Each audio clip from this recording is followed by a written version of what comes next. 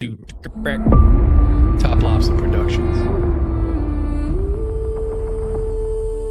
In the shadows of the ancient ones, they never went away. They're still here today. Nephilim Death Squad. When the last trumpet sounds and the heavens crack, blah, blah, blah, blah. Nephilim Death Squad. Nephilim Death Squad. Death Squad. Death Squad.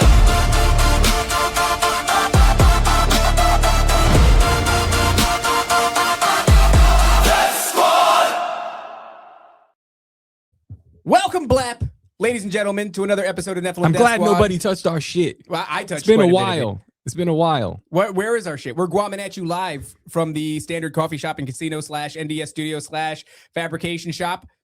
I am David Lee Corbo, aka the Raven. That is TopLobsta, aka Mr. Nasty, aka the father of disinformation, Hi guys. who is back from the epicenter of nasty. He was in New York for a little vacation. Had to recharge. He had to recharge. Get my nasty on. all his nega power.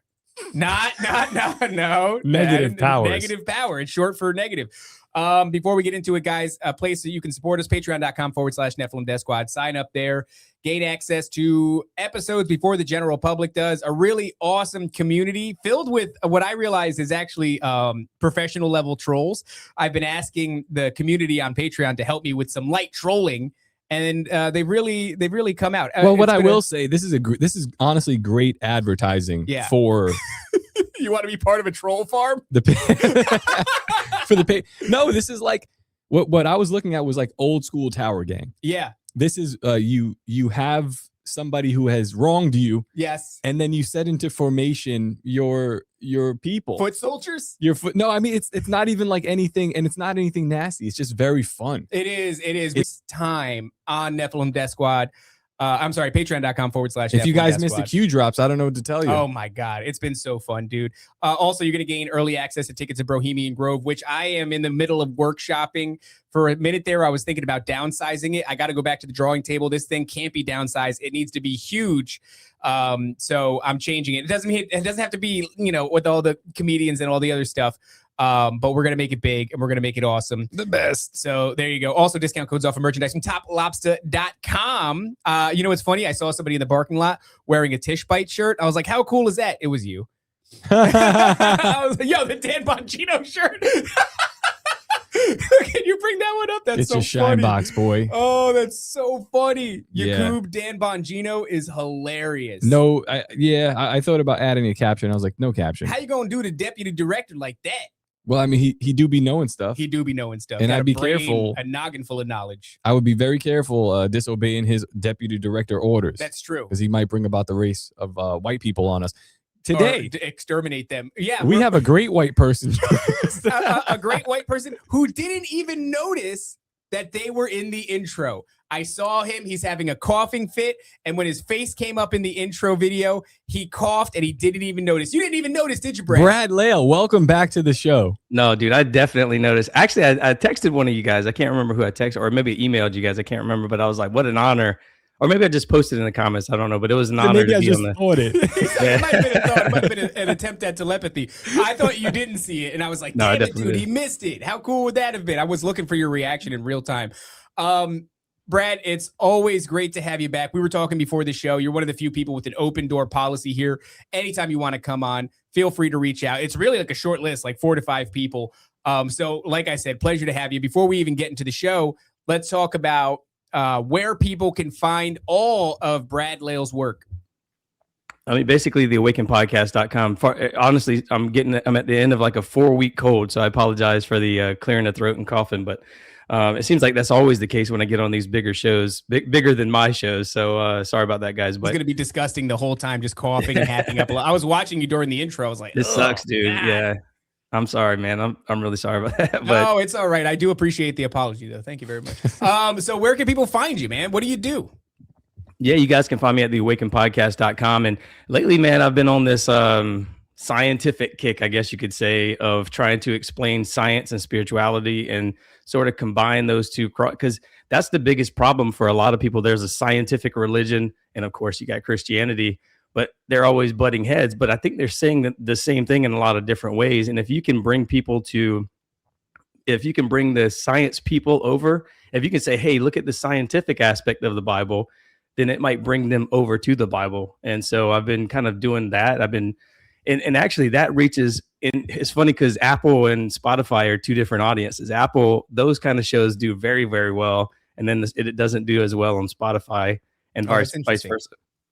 Yeah. So whenever I do a Christian focused episode, it's heavy Spotify. And then whenever I do a more scientific stuff, it's pretty well Apple heavy. So pretty interesting. I never even thought to look at that's like the Android versus Apple user. That's almost. That is exactly what it is, right? Yeah, interesting metrics there, huh? I wonder what that tells. I wish I was smart enough to capitalize on that means. So you often come on the show and talk about things like you said of a scientific nature. We've talked quite a bit about plasma, the nature of plasma. This idea of almost like a living.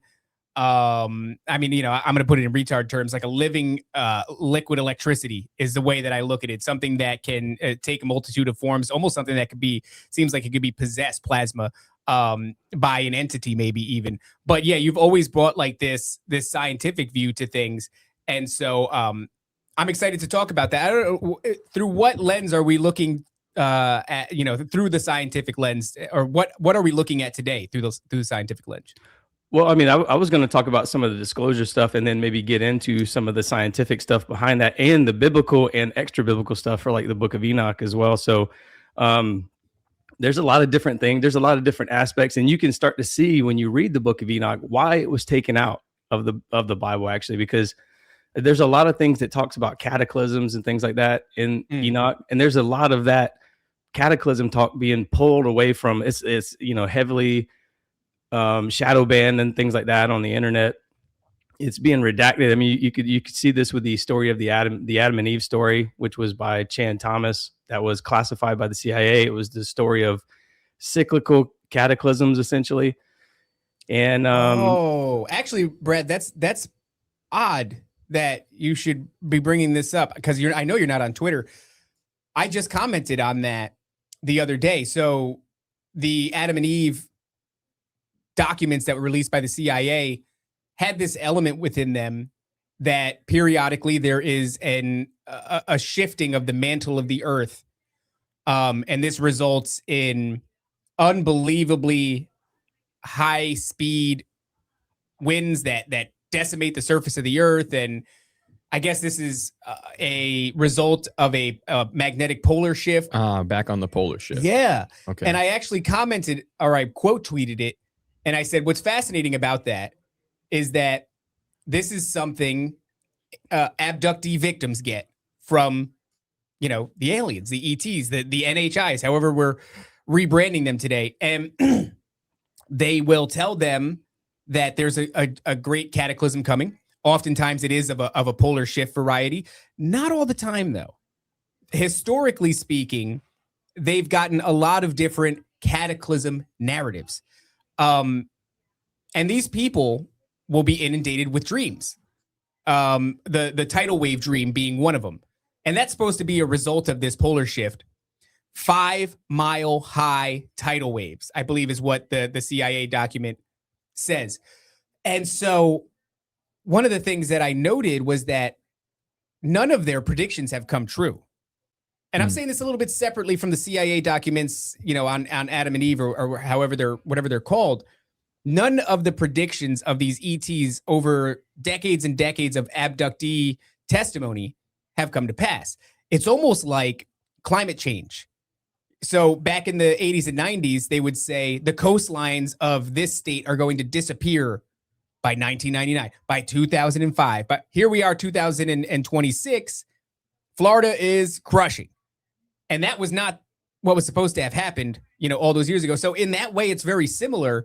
But this polar shift and this great cataclysm and these 5-mile high waves is tied into this UAP phenomenon. And it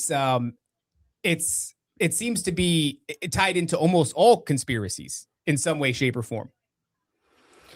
Yes, it is. And that's what I've been uncovering. I mean, I started off at ley lines, talking about the 33rd parallel. Ended up, I'm not like Timothy Alberino. I'm trying to do the actual research. I'm not just reading a bunch of shit from Doctor This and Doctor Who and whatever. He's just reading a bunch of books and regurgitating. Wait, are you saying you're not appealing to the experts? I don't know if you know this. The science is settled. You're not trusting the science? It's been settled. What is there not to trust? TM patent pending. Well, they always take certain things out of science. Like they'll give you like 75, 85, 90% of it, but they'll take one key element out of it, which is like plasma, for example. They did that. We don't know much about plasma in terms of just regular going to school. You don't learn anything about plasma or ether, anything of the metaphysics or the classical physics. That's what classical physics used to be, but up until the early 1900s. And then the General Education Board came along and took all that talk out because they didn't want thinkers, they didn't want philosophers or mathematicians. They just wanted docile factory workers. And so they started taking all this stuff out of the conversation. So there's always like one aspect. I read a book by a guy named Bruce Cathy. I've talked about a number of times on my show and other shows, where he essentially he was a pilot. He started seeing all these UAPs, and he would basically make a map, and they would always be in a straight line. So anyways, this guy pretty much obsessed with it for 50 years. He was very intelligent pilot. And he started doing math on it, and he couldn't figure out. He's like, I know these things are lining up because I'm tracking them, but I can't figure out the math on it. Well, then he switched it to nautical miles versus some other kind of a system. And then it just unlocked everything for him. And so he was saying too, that maybe our biological clocks are actually 27 hours in a day versus 24 hours, for example. So those little things, if you change one little thing, it takes it out for somebody like who's smart enough to do math and figure all these things out. And I think that's what they do with cataclysms. And I think that's what they do with, just like last time I was on y'all's show, I talked about matter and antimatter. Science can't tell you what happened to antimatter, allegedly, right? I mean, they can give you their opinions about this and that, but what they'll do is they won't really give you any information about dark matter. And yet you see CERN and all these different companies or organizations celebrating Dark Matter Day, and you see them just like the Catholic Church celebrates what is it called? The All Souls Day, which is both of them, by the way, are on October 31st. So what is All Souls Day? What's the start of the harvest season? So October 31st is the start of basically the dark half of the year. And that gets into the idea of, like I was saying earlier, about these, or like I've said many times on y'all show and other shows, these plasmoids, they can only stay in formation at night, essentially, because when the sun's out, it basically disperses them back into a soup of ions. And so this whole talk, all this disclosure talk, all this UAP talk, non-human intelligence, it's all moving towards plasmoids, things like that. So that's really the disclosure. Sorry to interrupt, but do you think that the vampire lore has anything to do with that property of plasma? Because it's actually kind of interesting. Like once the sunlight comes out, they just disperse and cannot exist. Yep, I definitely do.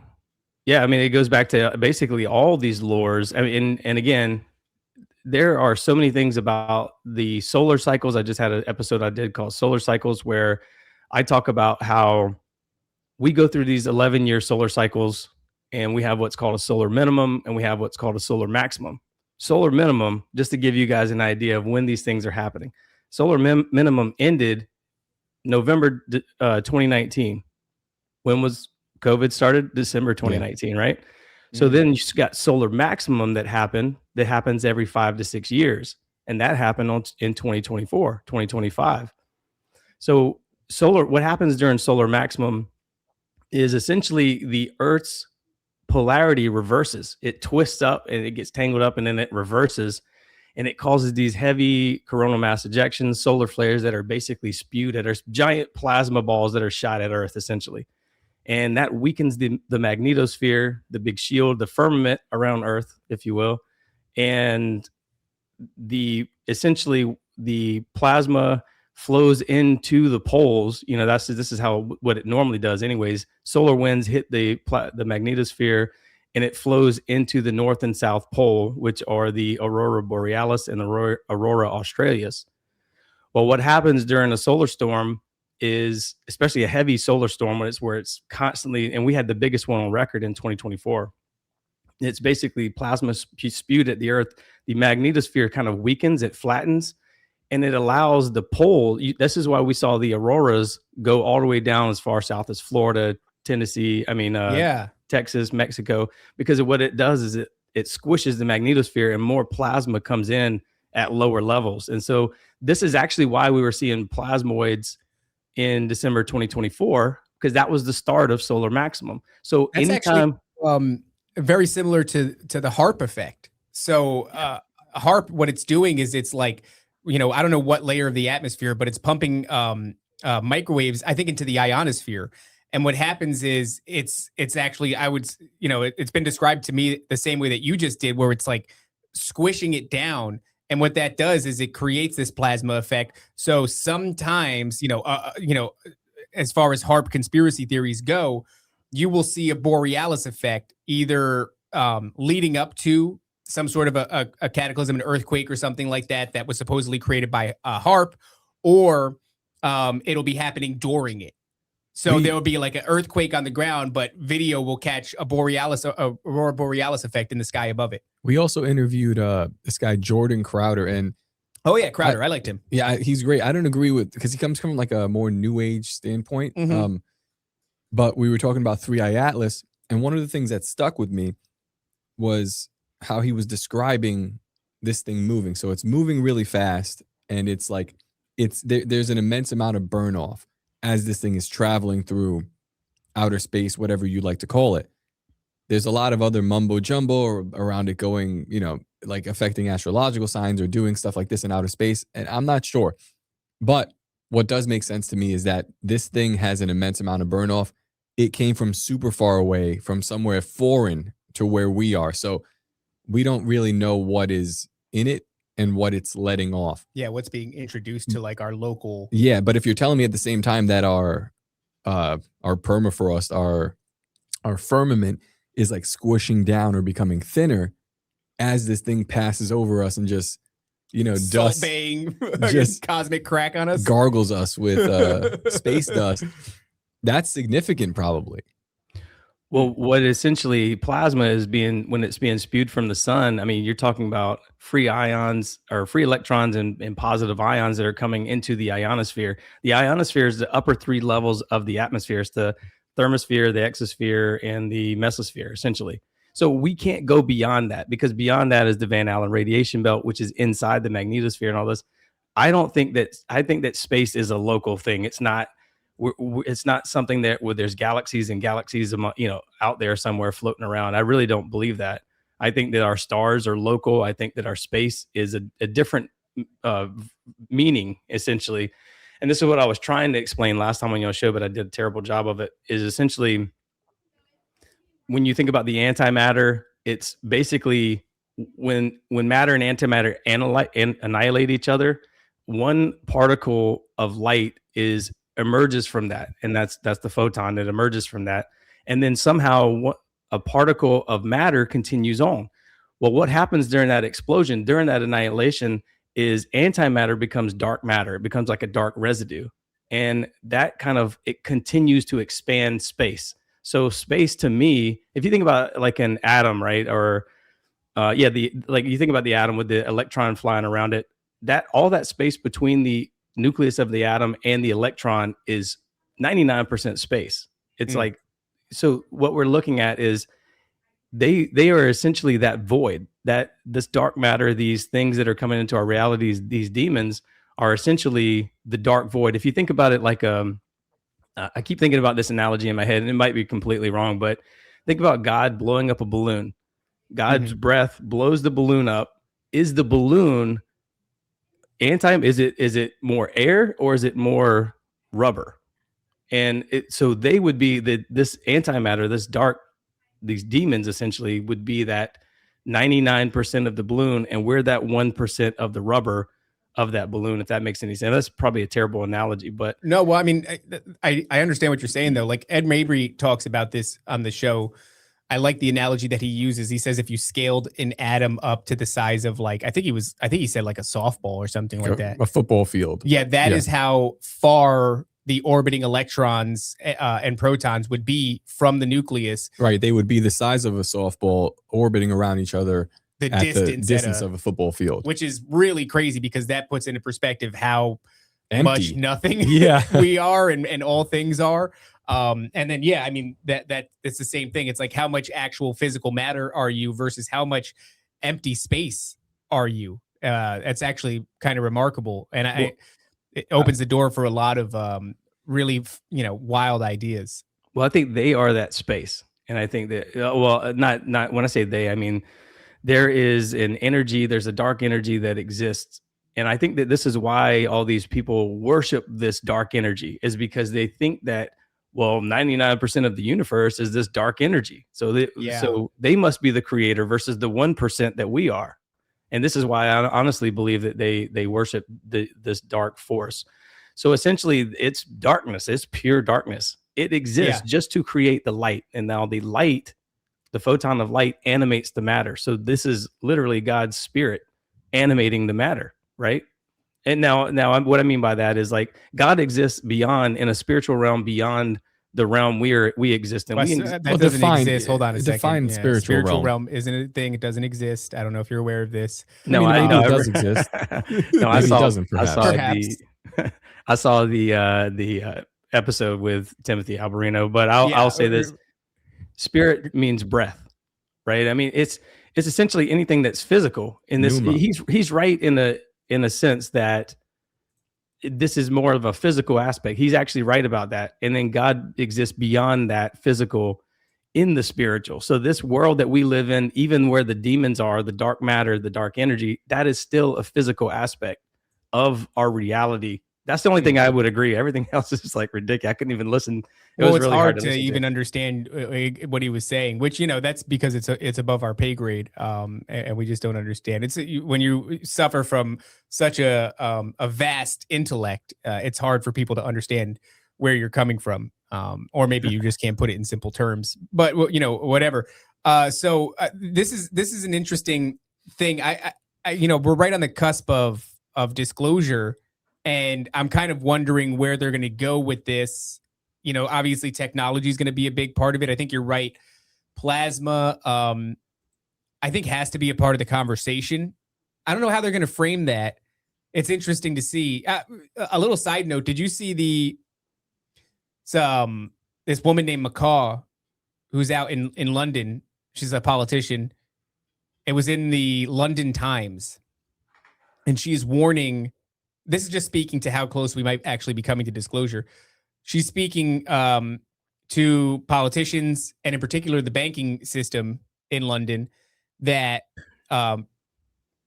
precautions need to be in place, systems need to be developed, because when disclosure happens, and the way she's talking about it is as if it's an inevitability, there will be a crash, a financial collapse, which is interesting. I don't know that I would have thought that, but she says that there's going to be a run on the banks. People pulling out all their money is going to cause a destabilization, and the banking is going to collapse. Run on toilet paper. Yeah. The only thing that I could see making a run on is ammunition. No, I mean, when you do disclosure, so let's think along the lines of Timothy Alberino. We're not necessarily talking about aliens. We're talking about the craft. The UFO, the technology, the implications of the technology. That's an extreme disruptor. And the reason for the crash is because we have like a petroleum-based society, or like we used to be, what do they call that? Like a petroleum-based dollar. Now it's fiat dollar. The petrodollar, The petrodollar, yeah. So that gets completely turned on its head. All of the electricity that we're using, the production of that gets turned on its head. Every single car that we're driving is obsolete, gets turned on its head. So like almost every aspect of your life, of what we're doing, and the infrastructure set in place to set that stuff up, is null and void. Correct. Huge crash, which you need like an on-ramp. We needed to have infrastructure in order to introduce this stuff, but I don't think there's really any good way, because the technology is so different. It's so and also we don't know how. We're looking at one aspect. Whether it's the petrodollar, or you could look at a multitude of aspects that would be affected by the introduction of technology like that. But you lack the ability to even engage with the idea of like how quickly would that technology be facilitated to the average person or to scale. We don't know. We're dealing with something that's unprecedented, that's coming from a thing that we don't understand at all. If it has the ability to destabilize that much of our current living situation, who's to say how quickly it has the ability to remedy any of that? It could be, a week later, all these systems are put in place. I mean, we're dealing with something that seems to exist outside of time-space constraints, what we understand as Newtonian physics or gravity or any of these things. Well, the reason for the crash is because it's not going to be a week to build out that infrastructure. So in that interim, people are going to be making runs on the banks. People are going to be doing wild, like, I don't know, something like people get a cough and they burn down a city. I feel like that only happens though when you have a sophisticated propaganda machine sufficiently filling you with fear, which of course, is probably going to be leveraged against us. But I do think that there's a great deal of people that are going to go, okay. You know what I'm saying? Because 2017, we have recovered. You haven't been to New York in a while, huh? Yeah, I did. I hated it. And that's a good point. But I don't care about those places. They can get destabilized. That's fine. Yeah. But I'm just saying, I'd be unmoved. Literally, probably wouldn't move from my sofa. Yeah, be like, yeah, all right. Yeah, 2017, we've recovered off-world craft. Nobody gives a shit. 2019 or 20, we've recovered non-human biologics. Nobody gives a shit. Over and over again, you pepper us with this thing. If you came out now and said they're definitively real and you put one on TV, I'd be like, yo. Anyway. Yeah, dude, exactly. So I don't know. It's interesting to have that conversation though. Popping up in the London Times, which is a reputable news source. Not that you should take any news source as reputable, but I'm just saying it's not a sensationalized outside of the typical mainstream media sensationalization. It's an interesting theory, which it's an interesting metric of the times that we're in. Yeah, So I don't know how much this is going to change or what it's going to change, but I do know that, especially after that conversation with Tim, what's very clear is we're going to be taking a materialistic approach to this. A rational approach. Technology, plasma, the implications of this sort of, introduction of exotic materials and such into the game. So it's going to be, did you see any of that? So I want to catch you guys up on a couple things before I get to that, if you don't mind. Let's go. All right. So you mentioned some things earlier about like people having these crazy dreams and stuff like that. I want to go back to the solar cycles for a very short minute because I think it's incredibly important to point this out. When in 2019, 2020, what happened was what you're seeing during solar minimum is you're seeing governments around the world collude to thin out the populations. It's like okay, we survived the last solar cycle. Let's go ahead and plan for the next solar cycle. So 2024 comes, which is solar maximum. They think it's going to be like this crazy thing that happens where it just basically just demolishes the earth. There's a cataclysm come and all this stuff. This is why there's been so many Deagle reports and all these other things, right? Because they're basically using solar cycles to try and predict. Because what happens during solar cycles is it's chaotic because it's an electrical storm essentially, and Earth is an electrical system. So there was an event called the Carrington Event. I believe it was like 1897 or maybe 1879, where it essentially just demolished Earth. It was not demolished Earth, but it demolished like telegraph systems and any kind of electric systems. It was basically like a wide scale EMP blast. Yes, exactly. What also was happening at the same time was wildfires and hurricanes and all the stuff that we experienced in 2024, 2025. That's right. Wildfires, hurricanes, floods, mass floods, because just like we were talking about with Chan Thomas, there is a crustal shift that happens during these solar storms, during these major solar maximums that are happening every, basically, like the next one is going to happen like 2036 is the next solar maximum. 2030 happens to be the next solar minimum, and we all know Agenda 2030. They're kind of planning out another population thinning event that's going to be happening by 2030, because I think they're preparing for these major solar storms as if, like, what if let's just wipe out a whole bunch of people. That way, if something happens, we can have sort of the resources to ourselves. That's kind of how I'm looking at it. That's And- interesting. Yeah, because why would you want to? You would imagine they have a great disdain for the unwashed masses. Yeah, And so exactly. it would kind of make sense. I've been noticing there's a propping up of a figure, let's say like a Wilcox or Stephen Greer. Like they keep making a front man Yep. for disclosure, but then it just doesn't seem to pan out.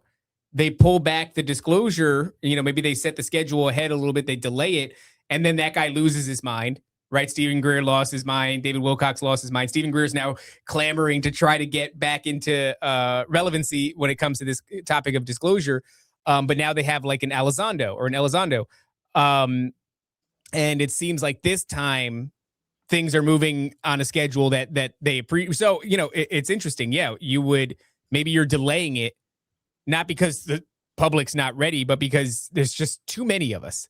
I mean, you got to get some of these people off the playing field, and then you could introduce some limited run of technology while the elites have their whole thing.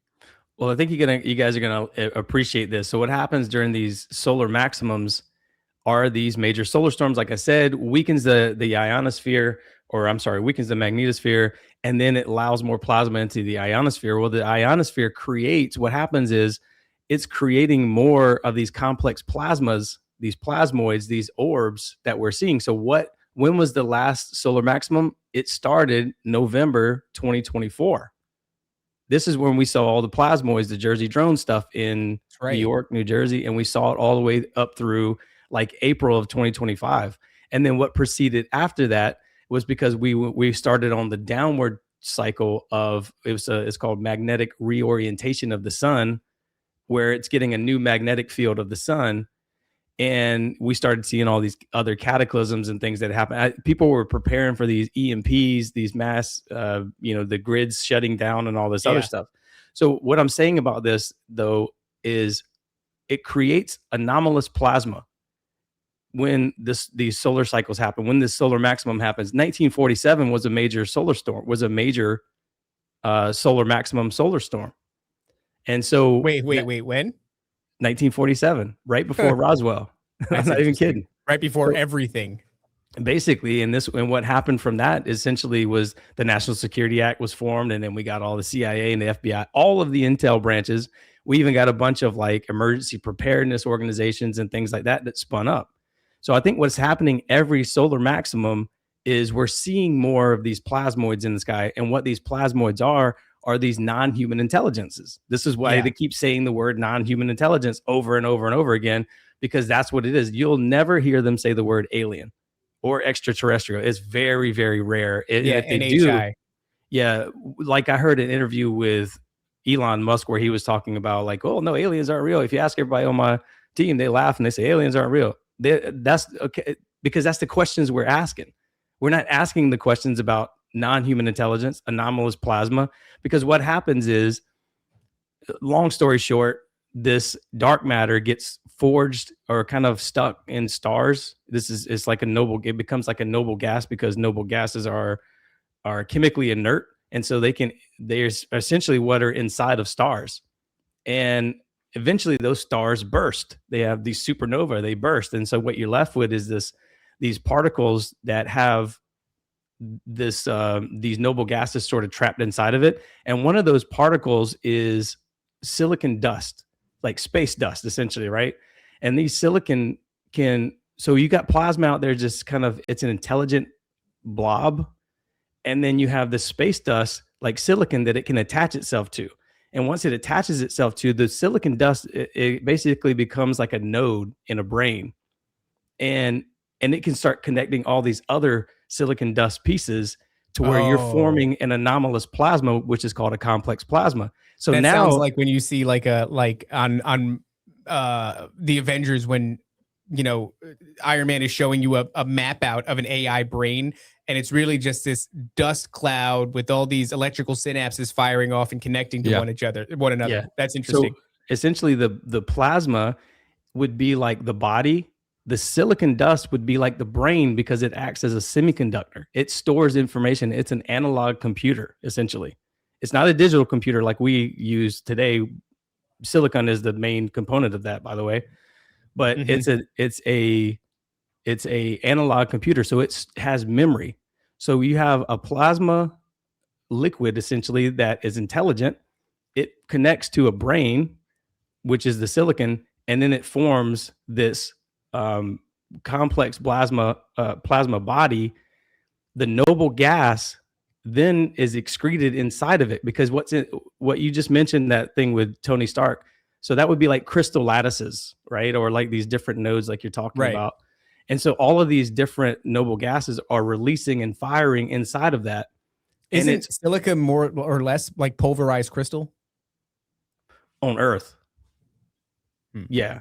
But so what happens is there's little spores in it that it traps noble gases. These noble gases are released. So then the noble gas becomes the energy that moves it forward. So this is the makings of a non-human intelligence, essentially. So the plasma is the body, the silicon is the brain, and the complex plasma becomes the entity itself. And then the motive, what makes it move, is the noble gases. Noble gases burn off different color lights. This is why like argon and all this stuff burns off like pink and, you know, pale white, pale blue, these different colors. Yeah. And this is what all the orbs look like when they come into our reality, is you're seeing the burn off of noble gases. So it's creating that light that we see. So what you're seeing, a lot like you're describing what we would interpret as a thinning of the veil. Yes, it is. It's exactly what it is. You're thinning the veil, and it's allowing more of these demons essentially to come into our reality. And the reason I say demons, I'm gonna be very clear about it, because the Book of Enoch says it a lot. It describes Earth as essentially this containment system. This is what Uriel is describing to Noah right before the flood. He's like, hey, this is a prison planet essentially for these things, these watchers that came to Earth. There's different tiers of prison on Earth, where you got like Azazel's is locked away in the desert, right? Or in the crust of the earth, which is essentially like he describes all these sharp rocks and stuff like that. And then you have like Shemiyaza, who's like trapped beneath the mountains. And so this tracks with what Jesus said in the Bible about the gates of Hades at Mount Hermon, right? It's like, so he's saying that there are entities that are buried buried beneath the mountains. And then there's different tiers, there's different levels for different of the punishment for the watchers. There's different watchers who did, like there was Shemiyaza and Azazel who kind of led the charge. But then there's another group of watchers who are imprisoned in the pure darkness. And so there's different tiers. I'll just right. Some are beneath the Euphrates, right? So it's like different punishments for different levels of transgression. I'm glad you mentioned Euphrates. I'll get to that in a minute. But essentially, they're trapped inside of different layers of silicate rock, which is quartz and quartz and sand and all this other stuff. And what happens is there's silicate inside it. They're crystallized. When you see granite, that's crystallized, a crystallized version of a complex plasma, what I'm talking about. And so there's like these little pores inside of there that traps these noble gases.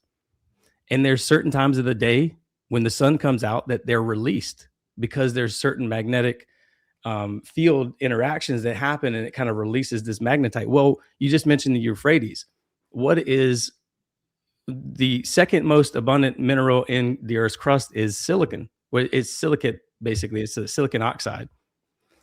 And what also is in the crust, especially in these rivers like the Euphrates, is black sands. Black sands is basically magnetite. Magnetite traps all of the noble gases in there. So what happens when the river dries up is you have magnetite that is exposed to the air, is exposed to the sun. The sun basically releases those noble gases, and this is how you get demons from the Euphrates River. It's because of the black sands that has the magnetite, and inside the magnetite is noble gases that are basically imprisoned demons. So what we're talking about is demons that are they were darkness, they became noble gases, and then we have different layers of like Azazel, Shemiyaza, and then there's a mantle prison. And what I just described as that pure darkness, that's like Tartarus from, if you want to go to Greek mythology. So basically, that's used. I believe Tartarus is used in the Bible too. It's not just it's as you're saying this stuff. I'm just thinking about like Superman. The writers yeah. of Superman, yeah, they nailed it. They really did nail it with, I mean, the sun like releasing his power, with kryptonite containing his power, being a crystal.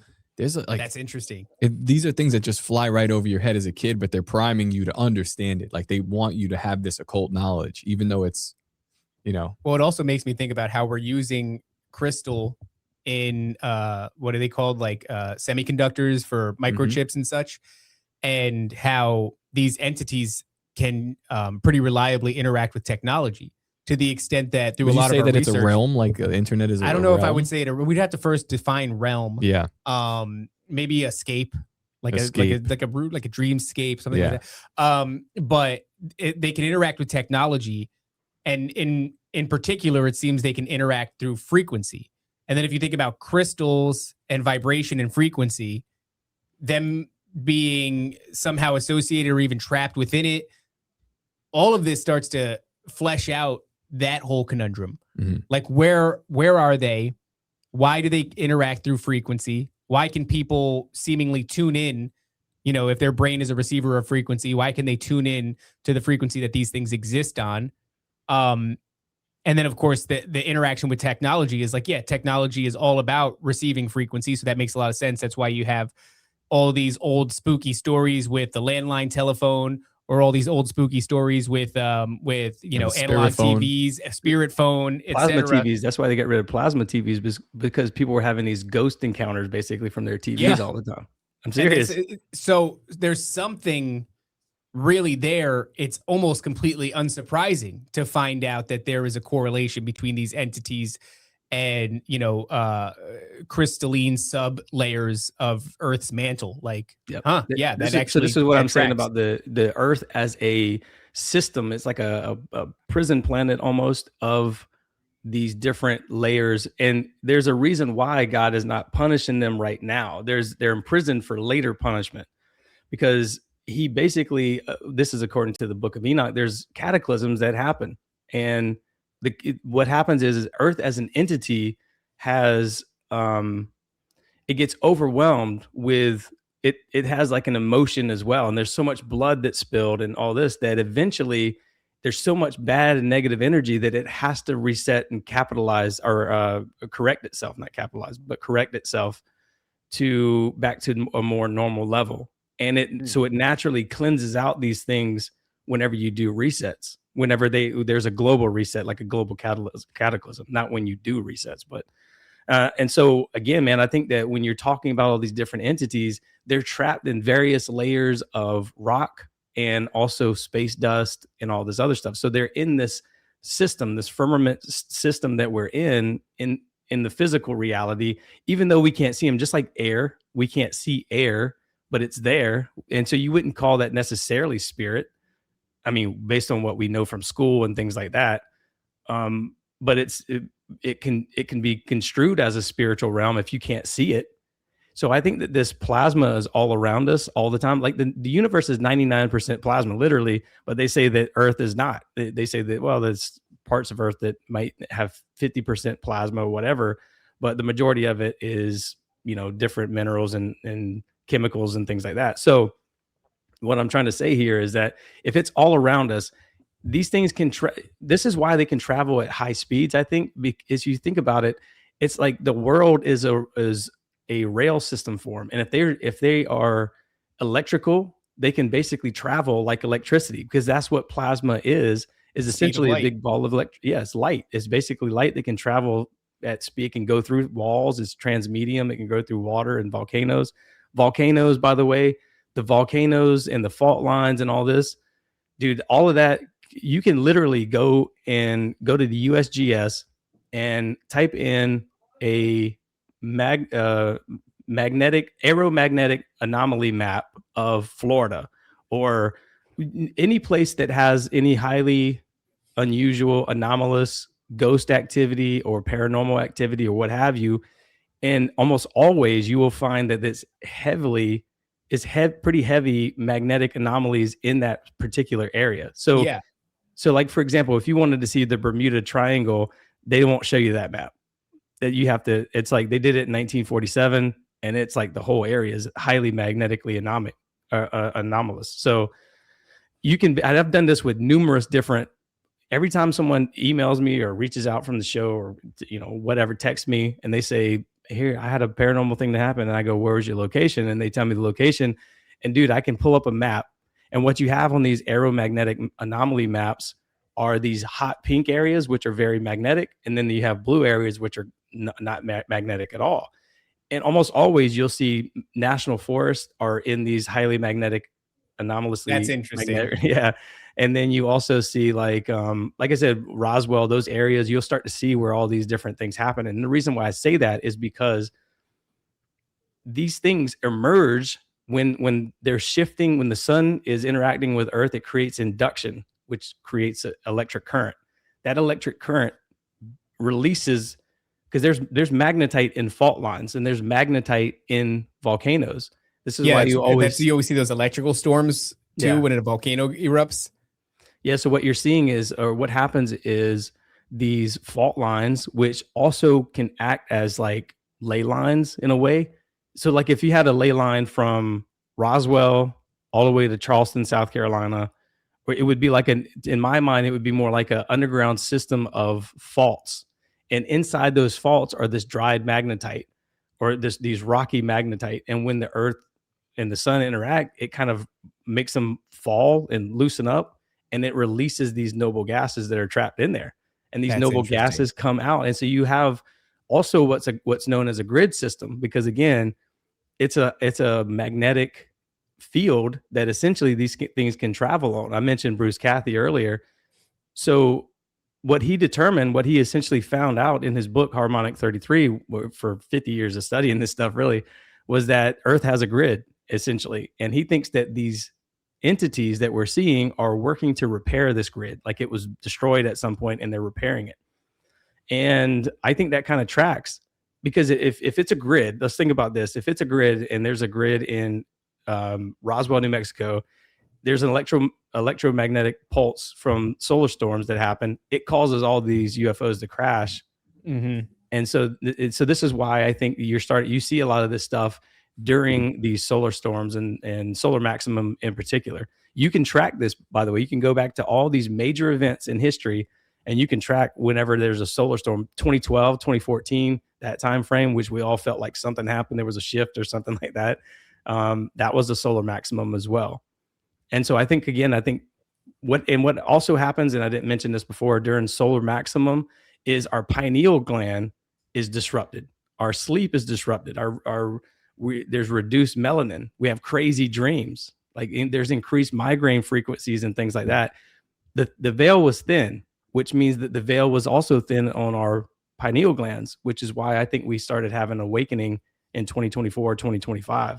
I think that we're on the flip of that now. I think that unfortunately people are probably going back to more their normal. They don't really care about this stuff anymore. They're going back, let's just get a job and do my 9 to 5 and all that. Right. But I think that the solar storm caused their pineal glands to open up more and the veil became more thin. So not only were we seeing magnetic anomalies, plasmoids in the sky, we were probably also seeing beyond the veil until there were probably elements of the real spiritual realm that we're talking about that people could see in with their third eye. So that spiritual I'm trying realm, to find it right now, but I'm pretty sure there was a recent discovery of an entire layer, like a substrate, inside one of the pyramids, I believe.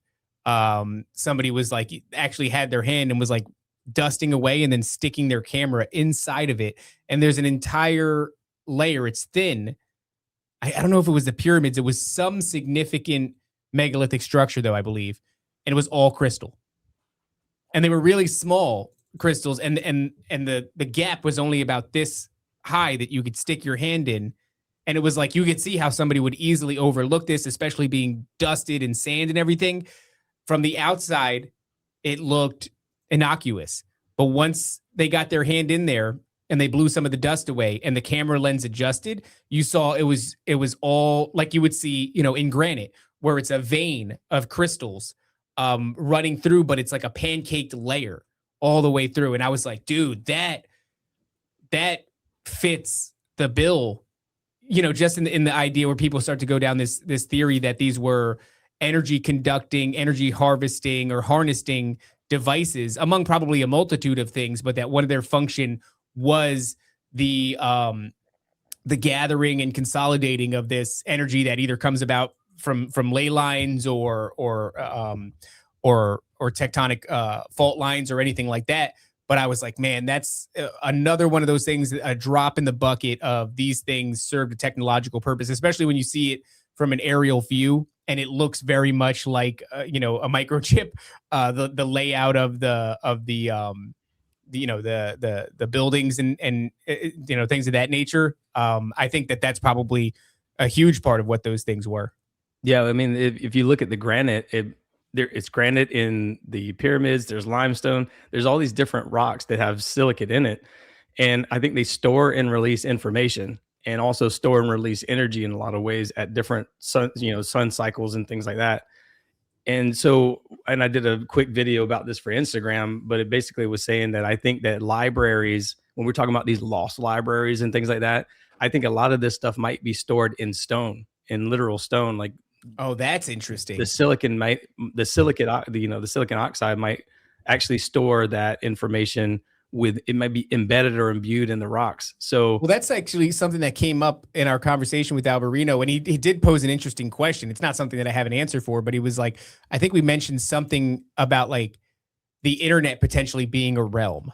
Mm-hmm. And if you have, oh, God forbid I got a word in to talk about it, but it's also a really complicated thing to unpack. I mean, this information exists in some way, shape, or form. If you can access the place where the information is, you have access to basically this massive body of information. If there is, in fact, they use these crystals. If I'm not mistaken, that's the mode by which they save data is onto crystals. So if that works within the context of a microchip, is there, any space for that to happen just in the natural world, in nature where you have an abundance of these crystals? Could they be saving up data or some sort of memory in the same way? And if you could access that, what would you be accessing then? Well, this, especially if it's a substrate, especially if it's like, think about a mycelium construct and the way that it communicates. So, beneath the surface of the earth, what was the biggest mycelium construct? Shout out to the guys from Cryptids of the Corn. Its name was Bob or something like that, and it was a giant mycelium construct network, and it was the largest living organism on the planet, and it stretched for miles and miles. If crystals interacted in a similar way, are we sitting on a network of information then? And if they do store data like that and you could access it, what then would you be accessing? And would it be a realm? I mean, I don't know. If you've never been, how could you define it? But it's a really interesting thought. It is interesting that it's there, and it's almost like we don't have the correct reciprocal reciprocator to plug in this memory card and then receive it, and read it. But it's kind of there. Well, it's the same way they you ever see when they hook up these little nodes to a mushroom, and then all of a sudden it's like music from the mushroom. You know, like what if there was a way? There probably is a way to tap into that entire substrate of crystal. And man, I don't know what you would be tapping into. Is that, like you're talking about, is it some library of knowledge of human history or the Earth's history? Is it the Akashic records? Yeah, well, I had this guy named Freddie Silva on my show. He's got a bunch of great books called Portals. He basically goes around to all these different locations, these Stonehenge and Avebury and Kalanish and all these different places, and he interacts with these stones, and he says that these stones are very much alive and they have memory and things like that, but you have to be almost primed for it in some way. And when you go, just like when you go into crop circles, because they're called temporary temples, these temples, these locations, basically people have these downloads of information when they go inside of them, and they get crazy visions of what it used to look like 1,000 years ago or 15 million years ago, or whatever the case is, just by going into these different locations. So there is a way to naturally tap into it, but I think there's also a way, I think people have put record players or something like that on there, and they could hear something in the rocks, in the granite. So it's pretty interesting I don't know what there is there that could possibly do that, but I think that maybe that is the lost libraries that we're talking about. It's embedded in these rocks. I mean, you know, that this is where the 10 Commandments were written, was in stone, right? So it's That's like, interesting. Yeah. so it gets back to all this other stuff, man. But again, this ties into the disclosure stuff, because what I'm talking about is anomalous plasmoids. It's energy, right? Where everything is energy. And yet when you have these disclosure hearings, there's nobody from the Department of Energy sitting there in front of Congress. There's nobody from the Department of Interior, because Department of Interior they cover the volcanoes and these different national parks and these different areas where this stuff has happened. They cover the oceans and different areas around the coastal areas of the United States. So we're talking about physical places with the Department of Interior. And then we're talking about science and nuclear and all this other stuff with the Department of Energy. And yet there's not one person from the Department of Energy or Interior at any of these hearings. So what you're getting, I think, is 100% propaganda thing when you have these disclosures. There's nothing more to it than that, because there's nobody.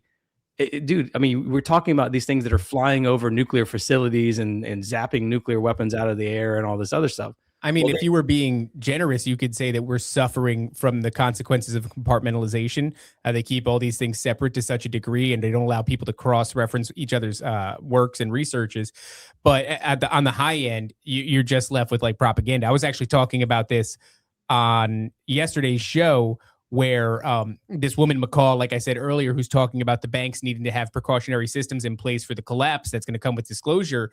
She at some point says, I used to think that UFOs up until recently were just topics that backwards, I think she used the words backwards people would research or cared about, until I realized, like, you know, due to the government officials releasing X, Y, and Z, this is something we should be taking seriously. And I said, you got to shut the hell up now and get to the back of the line.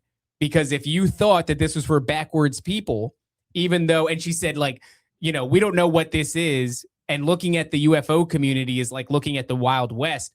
So we're not going to appeal to their information. Okay, so you previously thought it was backwards people. Now you're saying you're not even going to appeal to their information because it's the Wild West. Shut the hell up and get to the back of the line, because all you are is an uninformed propaganda mouthpiece at this point.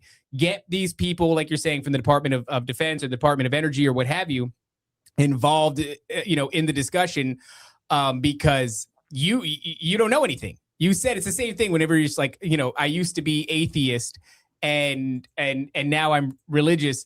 And it's like, okay, so you got to get back to the study room now. You got to hunker down and do your research and not contribute to this conversation. And if you do contribute to the conversation, it's got to be preceded with like, I was massively wrong for a long time, which is like on this show and on my own show, you'll hear me say, I've been wrong a shit ton. I wasn't an atheist, but I was agnostic, which is at least to say, I don't know, if that's the actual definition of agnostic. That's what I used to do. It's like, I don't know. I believe there's a God. I don't understand the nature. I don't understand, who God is. But I never dismissed it outright. But if you were somebody who was saying no, if you were somebody that was looking at the UFO thing and going, this is for backwards people, you can't, especially not on the world stage. It's one thing to talk about it on your own show or, with your own friends and family. It's another thing to stand at a podium and act as a representative of the official narrative and start guiding the masses. You got to shut up. You got to get off stage. You're not allowed to talk anymore, McCall or whoever the hell else is out there. I would rather have, a David Icke, a Stephen Greer, a David Wilcox. They're insane and they're likely being deceived, but at least they never said that this phenomenon wasn't real. Give me those people. And then you could at least parse through it. Well, is David Icke being deceived by things that are identifying themselves as ancient Atlanteans and telling him to proclaim on video that he is Jesus Christ? Sure, that's happening. Yeah, there's something wrong there. But at least he never said that these things don't exist or that this phenomenon is not real. These people who have been, dismissive of it, you can't, if we're really going in that direction where they're going to do disclosure, you guys got to shut up and leave. You got to shut up and leave, or you only talk about the thing that you got to politics to talk about. Talk about immigration. Talk about, the economy, whatever the thing is that got you to. Otherwise, you got to shut the hell up and leave. Because if this paradigm is shifting and you didn't think it was even real, and we're at the cusp of it shifting, you don't get to toss your 2 cents in, at least not on a world stage, not on a podium, not on well, they do. They do, and it's retarded. And honestly. the people who should be holding them to account will not. Nope. So I guess that's where we're at. I would love, though, what Brad is saying about how you need to have these representatives from, the Department of Energy or Interior or this and that. You know what's interesting, because I just got caught up on a side tangent about the 10 Commandments when you had mentioned that being in stone, yeah. In stone, and the Bible says that it was harat, so engraved, but another word for that would be graven.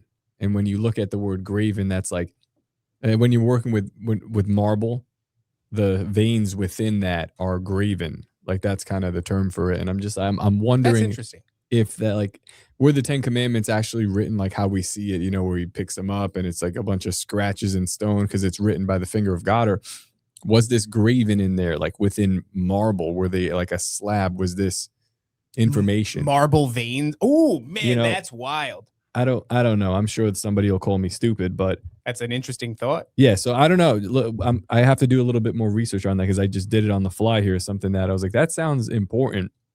The word harat, translated to engrave or graven, and then the definition of the word graven and what it pertains to being like the veins within marble. So that would imply that it's not just this embossed kind of thing that people would read from far away. It might actually be like a piece of technology, which would be that would be fascinating. That kind of like flips it on its head a bit. Yeah, so the granite in your house could be almost like the stone that we haven't tapped into. We could somehow listen to it, and it would probably tell us a bunch about the past. So imagine you did it, and it just told you the 10 Commandments. Yeah, it's like tell you wash your dishes. Fine. Well, I think with this disclosure stuff, though, man, it's like I can't stand listening to guys like Timothy Alberino, and I've had I won't name any other names, but I've had some people on my show. They all are in that group, and it's just like they keep repeating the same stuff, and they'll just spew out whatever Congress and all these other organizations are putting out, and I can't stand listening to it because they don't have unique or interesting thoughts on their own. They literally are just like, well, let me just tell you about what Dr. So-and-so said. It's like, first of all, like with Alberino, and I don't know him, no disrespect to him or anything like that, but I think he comes from like a media background, a marketing kind of a background. I know, like, I'm marketing and media myself. I get it. What happens with these guys? They become characters. They realize that, I can become a character. I can have a brand, and then I can keep pushing this brand on. And listen, you can look at Jeremy Corbell and George Knapp and all these guys. No disrespect to them. I would love to talk to all these guys at some point, to be honest with you, but they are saying nothing, same stuff over and over and over and over and over and over again, and I just think that there's no interesting ideas. And so if there's no interesting ideas, that means that they're being fed propaganda, and that propaganda they're just propaganda mouthpieces at this point, because God will speak to you. If you're doing God's will, you will know the truth because it just feels right when somebody says it. It comes out as right. And I think, Top, when I was watching that episode, I think you kind of said like you feel like you've been misled and all this other stuff. This is what everybody feels like, right? This is why we have this disposition to naturally feel like everybody's lying to us about it. There's a narrative, there's something going on. It's because they are, because you can recognize to trust the experts in 2026. I know he's just on the wrong show doing that, appealing to. There's a bunch of dummies that are going to, dude, there's a bunch of dummies that are just going to sit there and go, oh, that's interesting. And they're not going to ask questions back, and they're not going to push back against that. We've delineated those people from people who are asking questions. And that's why that's why I do the show. I do it because I don't trust the experts. I do it because they have lied to us. So we have to explore the deepest corners of the internet to figure out what's going on. On the other hand, there are people who will tell you that and give you the lip service of, we don't trust Fauci, but please present us with the next expert. We won't question this guy, and we'll believe him, and serve him hand and foot. And this is what they've been doing. And sorry for killing your sacred cow, but there are none. Well, that's what he was, kind of talking about this documentary, Age of Disclosure. If you're somebody like us, it was nothing new or interesting was said in that documentary. What he was saying was that it's good to catch people up to speed. I actually disagree, because I think our fundamental disagreement there was like, he's saying you got to be grounded in the gospel to understand this thing. So then what value is it to have a documentary that's seen by 20 million people? It's I think the highest amount of downloads on Amazon. It broke records. Yeah, it broke records on Amazon. Mission accomplished. Mission accomplished. So what value is that? Amazing when you put a couple schmeckles behind something, what it can do, huh? Yeah, but this thing that's seen by 20 million people that's breaking download records on Amazon is not only not grounded in the gospel, but it actually sees fit to like dismiss it. Realistically, how much money is that? Like probably 15 grand of advertising, 20 grand. Not much. No, he got a bunch of free. Let me go over that for a second, because you're talking about Dan Farah, who this was his first movie that he ever directed. He's always been like a producer behind the scenes guy for like Spielberg. He's done a bunch of Spielberg movies. Yeah. Yes. I didn't even know that. Huge tie to Spielberg. Didn't know that. Yeah. And so this is the first time Spielberg, didn't Spielberg supposedly work with, he's releasing a movie called Disclosure. Yeah. Like in a couple of months. Yeah. So yeah. That's really interesting to see. It's also freaking gay. It's for 40. Sorry, buddy. I didn't mean to interrupt you like that. No, go ahead. No, I was just going to say for 40 or 50 years, he's done these alien type of movies where, especially like the Close Encounters of the Third Kind, where he had some sort of access. He did have access because he had J. Allen Hynek from Project Blue Book, right? He had him on staff. He was even in the movie. Oh, he's not a pedophile, is he? No, stop it. Don't say that. I was just asking. I didn't know if that was the same guy. I think it's a different guy. Yeah, no, 100% from what I've heard. Not that. So Spielberg has always had access. Now, J. Allen Hynek, who, again, Project Blue Book, his son went on to become the guy who created the cloaking device for Predator. So these people know stuff already. Yeah. So to me, it looks like Dan Farah is becoming the new Spielberg, because it's a passing of the torch kind of a thing. And what happens is he has unfettered access to top CIA government officials, DOD officials. How do you get that as a brand? If you and I, we're brand new, we've never done any movies. If you and I wanted to do a movie, you think we could just pick up the phone and call Marco Rubio or whoever to come get on the phone? Never tried. Let's try to call Marco Rubio live on this show. Yeah, let's see how that goes. Actually, we should do that at some point. Yeah, this was Age of Disclosure was nothing but a propaganda piece, because in the strictest sense, you might say, well, there was no lies or anything. It's not about lying. Propaganda in the sense of controlling the populist outlook of a thing. And it was repetitive in the Mockingbird media way, where it had the same lines over and over again. Over and over. It rehashed all the official government talking points on the matter. Fravors Tic Tac kind of a deal. It's showing you images of that. So all the images we've been subjected to over it has been about a decade. It's 2026. If you want to start, I would say conservatively, you can start from 2017 exactly. Yep. So it's been a decade of all these videos and everything. They did all the videos. The whole beginning was like a hypnotic repetition exercise, right?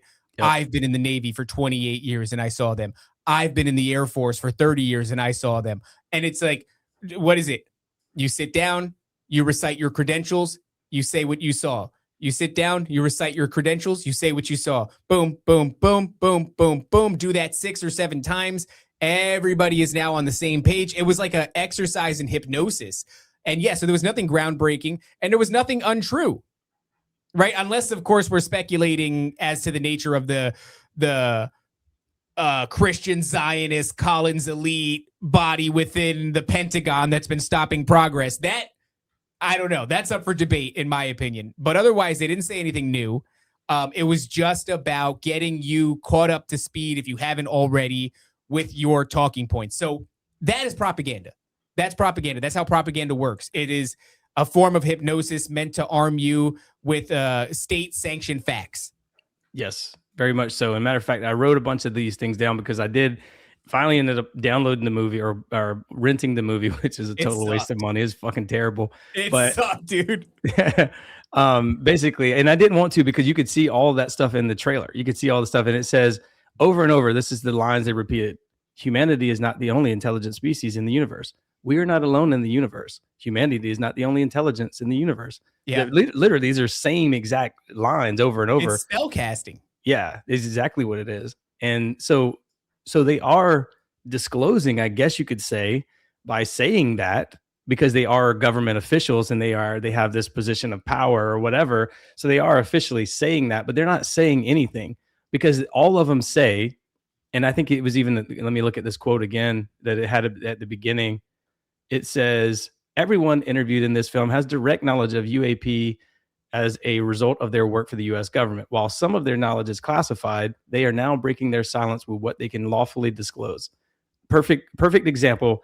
Everybody in the film still has a top secret clearance, likely. They don't really go away. I was talking about this with Jacob on Cult of Conspiracy. He and I were both in the military. He had a top secret clearance. I had a secret clearance. Most people in the military get a secret clearance.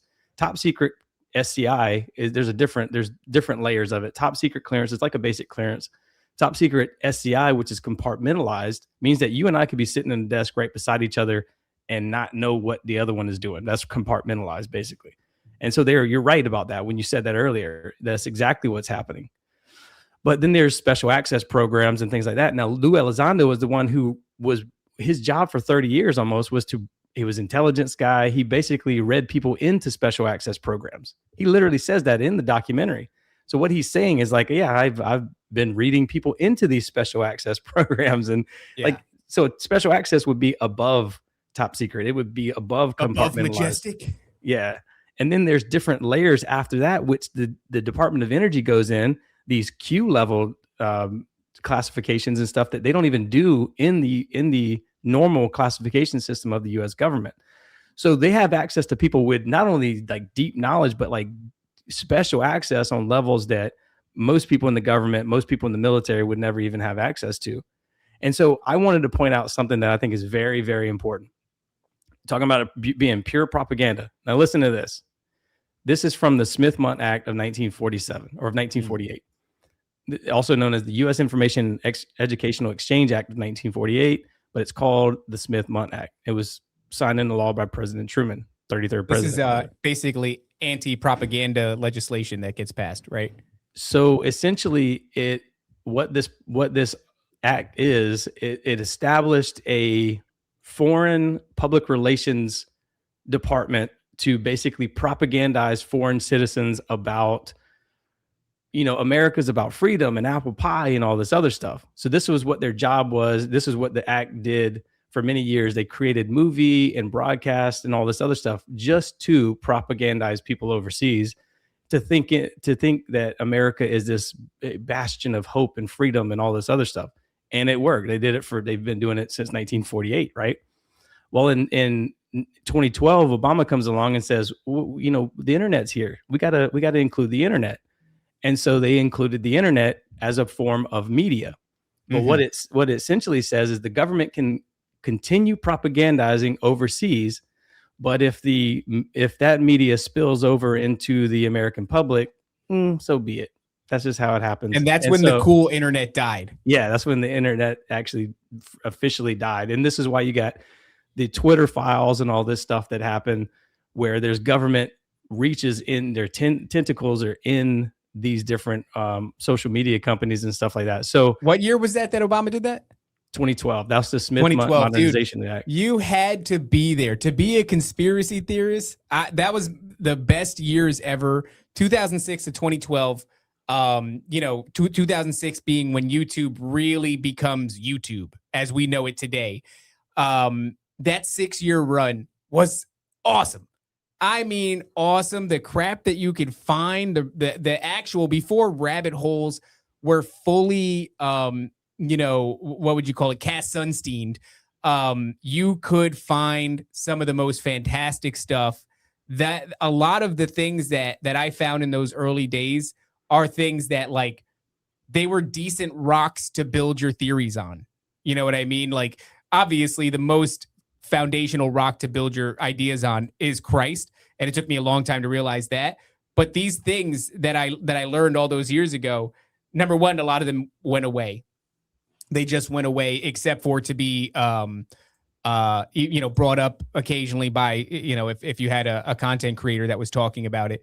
But a lot of those old ideas still hold their value, still hold their worth in considering and looking at and using to kind of frame your conspiratorial worldview. And then, 2012, everything became very gay. And it was funny because it almost was going to happen like that no matter what, because what the conspiracy community became hijacked with was an obsession of the 2012 Mayan calendar. So everything, culminated to this moment. It was the ultimate conspiracy at the time. And I knew that it wasn't going to happen maybe like 2 years out from it, because I was just saying in my mind, like, if this is the coming of a new age, and it's supposed to be marked by all these cataclysms leading up to the final destruction in December 21st, 2012, which really it never quite said that. It said it was a new age. You would have seen all the signs. It would have been quite obvious leading up to it that, like, oh my God, the poles have shifted and everything has become destabilized. I know that's supposed to happen in a short amount of time, but there would have been a lot of things leading up to it. And so I started to taper away from that. But that really was like this big pivot point. It was like that thing didn't come to pass. And then the internet changed after that. And it was subtle and it was slow. But looking back in hindsight, where we are now in this homogenized version of the internet, it's pretty clear that that was the turning point. Well, if you look, USA. Shout out Charlie Kirk. if you look back at the solar cycles, dude, like I said, with the solar maximum, well, solar maximum happened 2000, 2001, Y2K, 9/11, right? Then the solar maximum of solar cycle 24 happened in 2012. This is why you get all this propaganda about the end of the world in 1999 and all this, or in Y2K. This is why you get the propaganda about the end of the world in 2012. This is why you get the propaganda about the end of the world in 2024, 2025, and it'll be another one for 2036 and so on and so on. But dude, going back to that disclosure stuff, I want to read this to you, okay? Because this is very important. Going back to the Smith-Mundt Act. All right, this is the Smith-Mundt Act in 1948. So this was right after Roswell happened. This was during solar maximum, all that stuff. And it says that this act was developed to regulate broadcasting of programs for foreign audiences produced under the guidance of the State Department. And it prohibited domestic dissemination of materials produced by such programs as one of its provisions. The original version of the act was amended by the Smith-Mundt Modernization Act, which allowed for materials produced by the State Department and the Broadcasting Board of Governors to be made available within the United States. So anyways, it says there's a section called Restricted Information. It says Section 1003, nothing in this act shall authorize the disclosure of any information or knowledge in any case in which such disclosure is prohibited by any other law. So it's telling you, you can't talk about this. You can't talk about this disclosure, the disclosure of this propaganda, essentially. And then it says in Section 1005, in carrying out the provisions of this act, it shall be the duty of the Secretary of State to utilize to the maximum extent practicable the services and facilities of private agencies, including existing American press, publishing, radio, motion picture, and other agencies through contractual arrangements or otherwise. And I could go on, but the Secretary of State, and who's the Secretary of State right now? That's Marco Rubio, who was also in the film Age of Disclosure. Yeah. So that's literally pure propaganda straight from the book, dude. And so you got to ask yourself, like, how does Dan Farah get access? Well, as a young up and coming director, think about it. I mean, the government's pretty much saying, you're going to be at every event where there's big stars and celebrities. You're going to have access to unlimited access, to money for your different projects and things like that. People will know who you are. Yeah. If you don't, so there's a subtle pressure from the government. The subtle pressure is, well, if you don't, then we could probably, maybe investigate your tax returns a little bit harder, that kind of stuff. So the upside for some explicit material on your computer. Or to be honest, we'll just do somebody else will do it. This was the argument that I guess the culmination of the conversation with Alberino was, would you rather? And I'm like, yo, would you rather what? This is happening. Yep. And it's not about Lou Elizondo. If he didn't do it, somebody else would have done it. Yeah, they're all But jokes, dude. I They're do all think that jokes. it is telling that somebody within our space, quote marks our space, because we've had this conversation with Matt about like the body of Christ. And I'm willing to go out on a limb and say, you know, maybe I'm not part of the body of Christ. That's fair. But Well, whatever, apparently, according to him, we're not. According to Tim. well, you know, and I agree. I'm not part of whatever body he's in. We're not the same thing.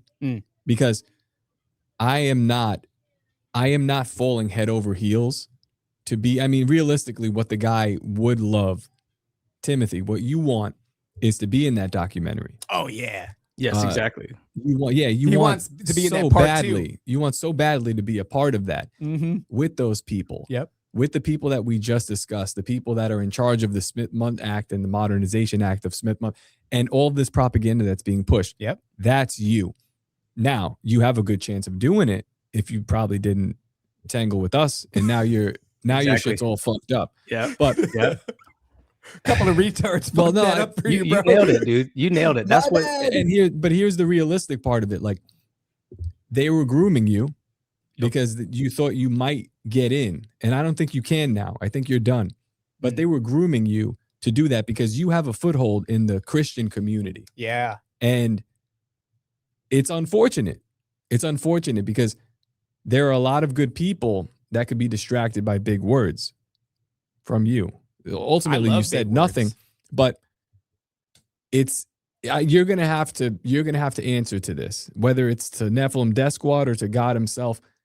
You're gonna take a paycheck, or you're gonna, I don't know, maybe this just rubs your ego. I don't know if you need more money because you already have billionaire backers.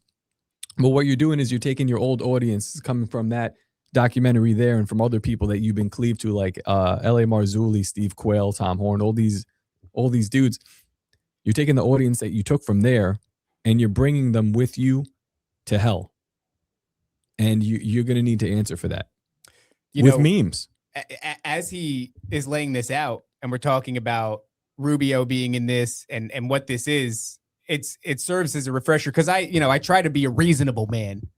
I do. A rational man, some would say. Despite how unreasonable I may come off, I do try to think about a thing after I've had a sort of a soiree with chaotic comedy. I'll back up and I'll go, that was fun. And then I'll go, what's really going on here? What have I just done? Well, that's the whole reason why. Well, what I'm saying is, like, this guy's always smelled like shit to us. Yeah, it's true. But we've never really had a reason to, like, because like you could smell like shit and really do your thing. I don't want to affect your bag. That's metaphorical. I think he probably smells like lilac. Probably, yeah. But what I'm saying is, well, he can do his thing over there. Yeah, it's just the problem when you poke us. Like, don't do that, because it got to a point. I guess maybe the show is growing too quickly, or maybe we're becoming too influential that you did have to point at us and say, "Hey, you can't say that thing because it undermines this narrative and it kind of messes me up. I'm trying to get on the next documentary." Yeah, it's like, well, you should have just ignored us. You should have just ignored us. Now smart. Your documentary is going to definitely be gone. I was looking through his comment section. People are like, and I don't think it's just us. And I think the timing of it. People Timothy, are done with him. Timothy, this is not going to stop. Yeah, the memeing will continue until morale improves. It's not me. It's out of my hands now. But I think you nailed it. There are people who just want to be on the inside. It's fun to be in the know. It's fun to go to these functions every single night of the week where you're getting the Patriot Award and you're Brad, having wine with somebody else, and it's a fun place to be. I'm sure. It's not that it's just fun, and you see this like from where I came from, from the political realm. You see this a lot more readily than in the conspiratorial realm or the Christian conspiratorial realm, because it's like, I mean, the bone gets thrown here much less than in the political space. But I know a bunch of people. They're there and they'll say what they got to say and they'll do their little dance whenever they got to do it because they're hoping that they're going to get that rope. Yeah. And somebody will eventually throw you that rope. But when you take it, you got to do what they say. And all the shit that you said before to get to where you're at, you're going to be saying a whole nother thing. Because whether it's money, some people want money. Some people just want recognition. Some people have never fit in their life or never had influence. And that's what they're after. Yeah. They're after the minds of people and influence and man, hell I and don't high. think Tim was cool in high school. Well, yeah, of course not. But they're going to get that come hell or high water. Yeah. And it comes with a price. Yep. So, you know. Well, this is what I was saying is like throughout that whole thing, when I'm asking myself, am I being reasonable? I like to think of myself as a reasonable man. Now, if we want to have a discussion on like, well, what is the spiritual realm and have you ever been? It's kind of a difficult thing to parse out, but there are two elements of that conversation besides what I had accused him of being in lockstep with Age of Disclosure and the flippant dismissal of Christians is specifically your glazing of this documentary, which I think everybody who's seeing this, who has any ability of critical thinking, sees this as a propaganda piece. And it's also not doing anything groundbreaking. It sucks. Marco Rubio, this thing sucks. It smells like shit. It looks like your talking points. It's hypnotic. It's propaganda. But the other thing is when you tell me that we have it, the science is settled, the data shows us it's definitively true. It's definitively true that the Bible is symbolic. Or more so, I said so. The alien abduction phenomenon is physical. It's physical, and that's the end of it. It happens exclusively physically. There's no spiritual aspect of it, even though, and I say, well, people have come out and they've said in their own testimony, this seems to take place in a spiritual realm sometimes, or like maybe what you would call an astral realm, but it also seems, and he goes, the no, abductees with veracity don't say that. And we're like, well, we have an abductee here that actually works with a guy that you work closely with as well. And he seems to trust her. Yeah. She's in the chat right now. I'll pull up her comment. And he's like, just ignores it and keeps moving crazy. on. Like, so, wait. No, why we're are you dealing, saying that? Because you're dealing with a bad actor. You're dealing with somebody that is not telling the truth. They're telling their narrative, and they're compiling a bunch of facts, the facts that they pick and choose, and then they could spit them at you. I mean, the guy's smart and he has great recall, so it's like fine. But this is bullshit. I just think if you're listening to that, you should stop and ask yourself a very simple question: is like, why is he speaking so matter-of-factly about this? And what are the implications of getting that wrong? This is only physical. And then over here with the biblical events, this is like symbolic and, you know, happens in the minds of the prophets and da-da-da-da-da. But this other thing that we're dealing with is physical. I would say that just serves to draw delineation between the two phenomenon when really they are the same phenomenon. And so, but, you know, that's just me speculating because, you know, good luck getting an answer out of the guy. So, yeah, man, that whole thing is weird. Why would you glaze this documentary? And why on earth would you talk as such a point of authority on a thing that's so amorphous and that's only now just being entertained and not being laughed out of the room as pseudoscience? A little bit. I mean, why did you go away for a couple of years and then come back with billionaire backing and a completely different narrative that undermines the one that you said a decade ago? Same hat, new narrative. Same hat, new narrative. 2 dogs, 1 cup. What? I will say this. Listen, man, at the heart of it is what you got. You got a bunch of people who got to pay bills and eat food and all this stuff. So there's this aspect of it that, okay, well, I can continue making $10 a month on my subscriptions, maybe $5,000 a month. I don't know how much you make on. I don't make a lot of money at all on any of this stuff. So, but you go from being like an internet personality, you know, kind of making documentaries, all this stuff has to be funded somehow, right? You have to get money from somehow. So I do kind of sympathize in a way about people, I get it. Yeah. You know, who are trying to feed their family. I got 2 kids, man, and I got a new truck I just bought. I can't afford, you know, wish I didn't buy it. Especially when you've been doing this for like, you know, the better part of a decade. It's one thing to like have been doing this for a couple of years. It's another thing to have been doing this. I mean, the documentaries we watched are 10 years old. Obviously, he's working before then. I'm sure it's not very rewarding. I'm sure it's labor intensive, research intensive, and does not pay the bills for a long time. I'm sure it does pay the bills. Well, now it does. Because, I mean, at the level that you're at. You think so? You think those documentaries were, I don't know. I'm talking about currently at the level that you're at. No, that's what I'm saying. The following you have, I know for sure it pays your bills. Oh, yeah. Maybe you can't have that big of a house. But, you know, now we're talking about the modern 501c3 church thing. Does the pastor need to have a yacht or can you just have a house and live a humble life? But if you want more, go ahead. There's just a price for it, Tim. And this is the price. So when somebody calls you on it, I don't know what to tell you, dog. Yeah. Drink some cat milk. Yeah, and what I'm trying to say about that is that, and I'm not saying him particularly or anybody in particular, but I have been in environments where when I was in the military, I was a photographer for an army general. I got to go to some of these functions. I see what the glazing is like for all these people. I saw it firsthand. I know that when you go to these functions, there's literally you're sitting next to Tom Brokaw and Julia Roberts and all these different people, and there's probably this aspect of it to where once you do that kind of stuff, it's hard to get out of it, because it's like, if you've been in first class, you can't go back to coach. You know what I mean? If you've been in a 5-star hotel, how can you go sleep at anywhere else other than a 5-star hotel? And I'm not saying that's the case with him. What I'm saying is that this is the life that they grow accustomed to. They get notoriety, they get pictures taken with them at events, all this other stuff. And I think that they'll do anything to keep that going. They'll keep the ball rolling with that. You know what I mean?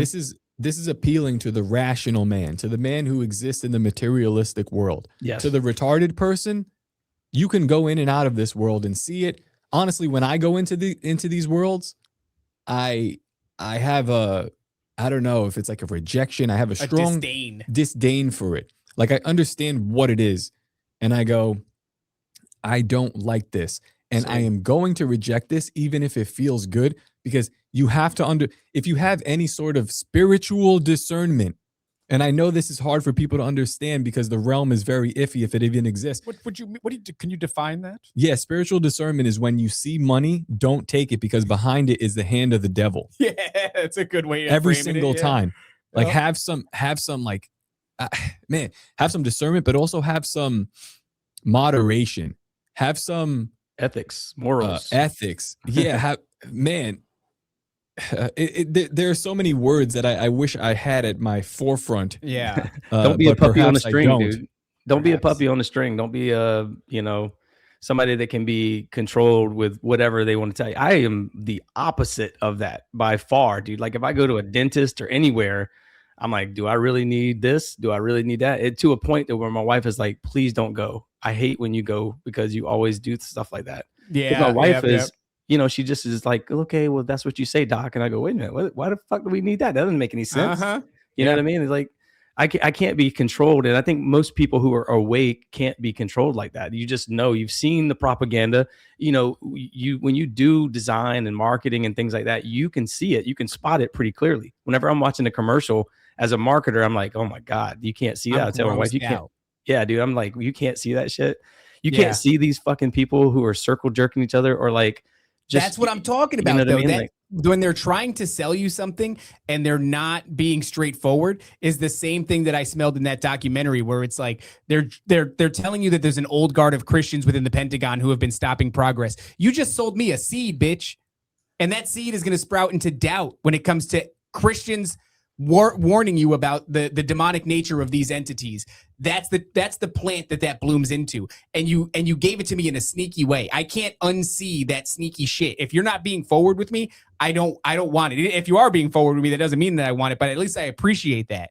If you're going to be like David Icke and tell me that you're Jesus Christ come again, I go, hey, well, I appreciate the the honesty. I don't want what you're selling, to you, sir. Yeah, won't be listening to you, but good on you for being forward about it. So yeah, man, I don't like that underhanded crap. I don't like when they're trying to sell you a narrative or an idea or plant a seed. Don't plant seeds in my head. I can't stand that shit. And that's what everybody in this space is doing, especially when it comes to this disclosure thing. It's very subtle. Like the age of disclosure didn't really say anything groundbreaking, which gives you a veil of plausible deniability. It's not like they said anything that wasn't true. It's not about saying what is true and what's not true. It's about propaganda. It's about planting seeds. It's about giving you your talking points. It's about dismissing Christianity. There's a bunch of little trespassings that if you're not somebody who can see that shit, you're looking at me real confused right now. But I would say it's because you're stupid. Well, they had a physicist in there. I don't remember the Weasley-looking guy's name, but he sat next to Hal Puthoff in a couple of the scenes. And, this is an opportunity for real disclosure. If you're saying non-human intelligence, okay. But again, they sit down and they go, but this is all compartmentalized. There's this secret operation that's going on. We don't know this and we don't know that. That was the same with the disclosure hearing since 2017. Literally, nobody said anything new at all. They literally have said, this is non-human intelligence and non-human biologics, and we have crash retrieval programs. I know somebody who might be working in this program, and blah blah blah. They never say anything actual concrete that says, yes, this is what it is. And so disclosure to me is just telling us a word like non-human intelligence. Okay, well, that is so vague. Be very specific. Say it's anomalous plasma. This is all around us. Here's what's going on. You had an opportunity in 2024 when people were seeing these drones in the sky to come out and say, okay, here's what's going on, y'all. We just didn't want to freak you guys out. These are anomalous plasma that happen every solar maximum. We're trying to figure out ways to deal with it. Instead, to be intelligent. Yeah, they're very intelligent. They think and they move and they operate and all this other stuff.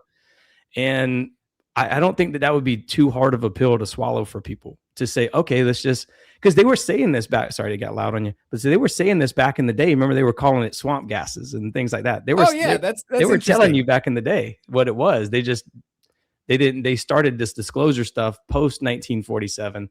They started all this secrecy when they had formed the CIA and the FBI and all these other different programs.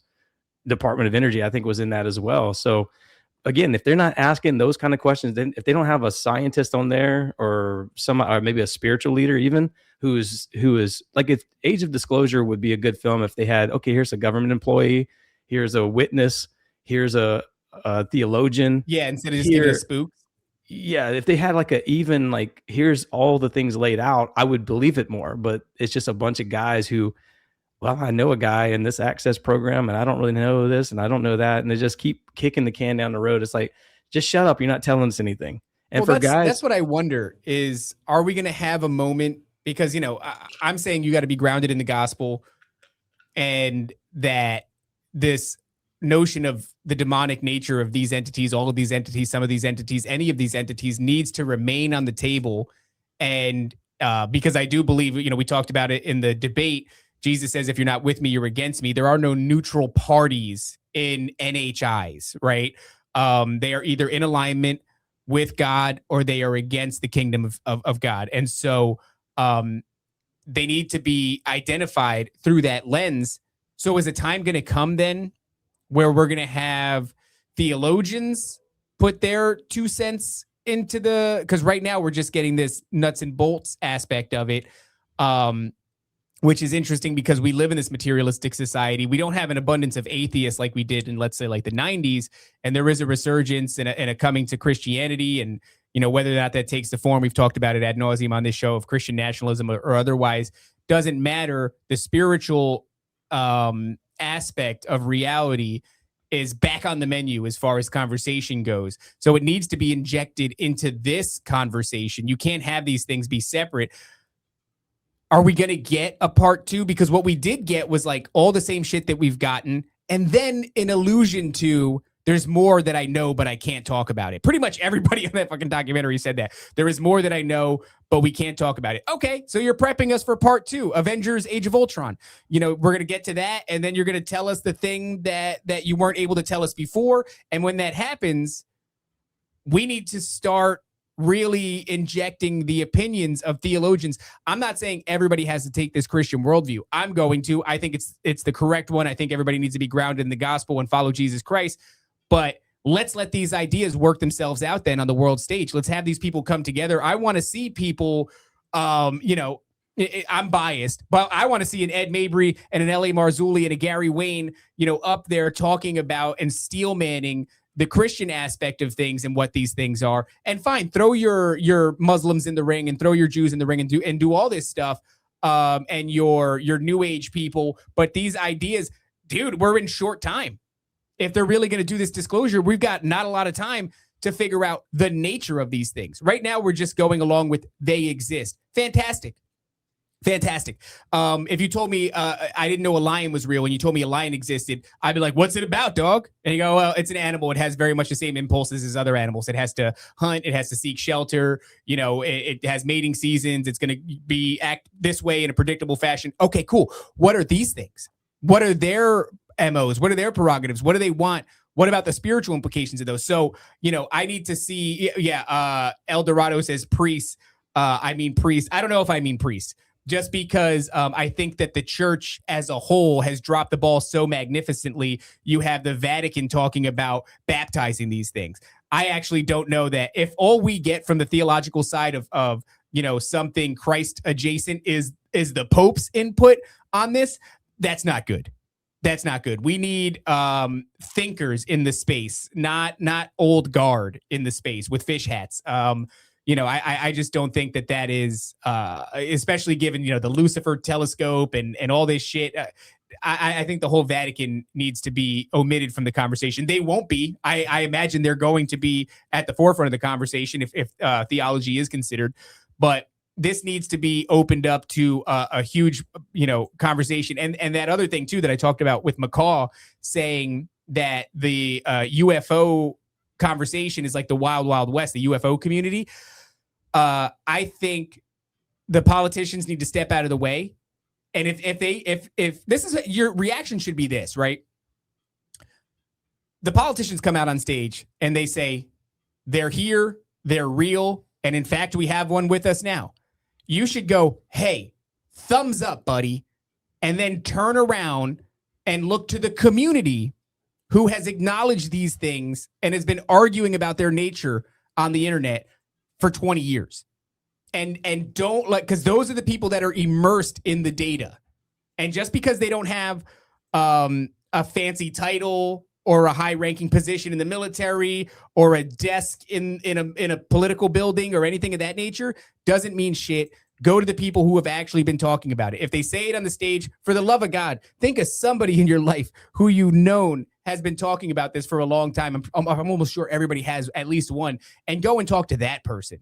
And I'm not saying that they're the end all be all, but they're a much better source of information than Elizondo or McCall or Rubio or any of these people. Well, I mean, that's what I'm here to do too, is I'm trying to provide some sort of information to people that they can actually critically think about. Alberino left us with nothing the other day. Literally, it was just like, what? He's just saying a bunch of shit. What is he even saying? I don't even know what he's saying. Literally, I'm like, what is he saying? Either. But again, going back to that, the Smith-Munn Act, there's 3,500 employees for the U.S. Agency for Global Media, which is what it's called now, that Marco Rubio oversees. 3,500 people who are out there spreading propaganda. And you got to think, like I said, when these people who have some sort of influence, and that's what Timothy Alberino and whoever else has in this arena, they have influence. I don't have that, for my name to be mentioned in the same name of Timothy Alberino or Lou Elizondo or Jeremy Corbell, it would take like an act of God. I mean, we need to catch fire somehow socially or whatever, but that's never going to happen. I recently got an influx of followers on Instagram. I'm at like 17,000 followers. My reach before I got 17,000 followers, whenever I only had 1,000 followers on Instagram, was like way greater than what it is now. So it was like I accidentally started getting some wind to my show, and then it slowed down to where literally there is no interaction from the 17,000 followers that I literally have to comment on y'all's show just to be able to see y'all's content again. It was like they buried my show completely. And so what I'm trying to say is there's gatekeepers. There's gatekeeper. And if you got 400,000 followers on Instagram or 1 million on YouTube or whatever it is, then I'm not saying that you are bought and paid for necessarily. I won't believe that to be true for everybody, but there is no doubt that my shit has been throttled. Everything I've said, my clips have been throttled. My show and the reason I don't really have much of a YouTube presence is because it gets throttled every time. Every time my videos are getting like 10 views. How's that possible when I'm talking about UAP and disclosure and things like that? And so it just feels like you're fighting an uphill battle with these people.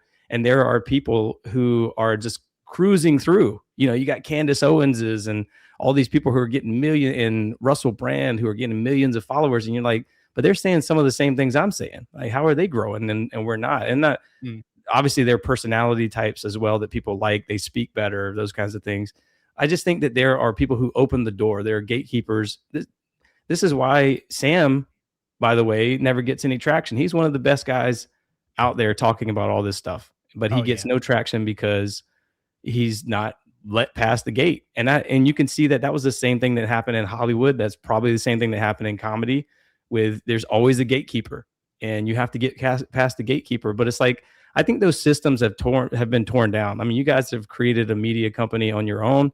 So have I. I'm sort of doing my own thing. So those guys like Doc Brown and Steven from the Biblical Hitman, those kind of guys, I mean, we're all kind of pushing against that boundary, and we're pushing back. And that was why Alberino had to respond to you guys. It was like MGK up against Eminem kind of a thing, right? Where it's like MG. Like, I actually think it was an accident. I think he thought he was gonna, like, you know, make an example of a couple of retards, and then the inverse happened. So not an accident. So it was a mistake. It was a mistake, yeah.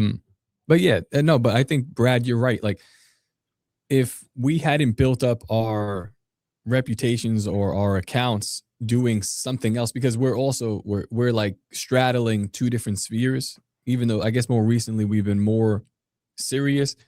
He dragged us back into Silly Town, but which I'm happy to go. It's been a yeah, long I mean, time. Listen, it was just like one of those things you dust off for, like, oh yeah, I'm still good at this. I'm silly. And then I've now put it back. But you know, we're in comedy, we're in politics a little bit, and then conspiracy and Christianity. We're in all of these things. You can't gatekeep all of those things. So we've grown in a different space.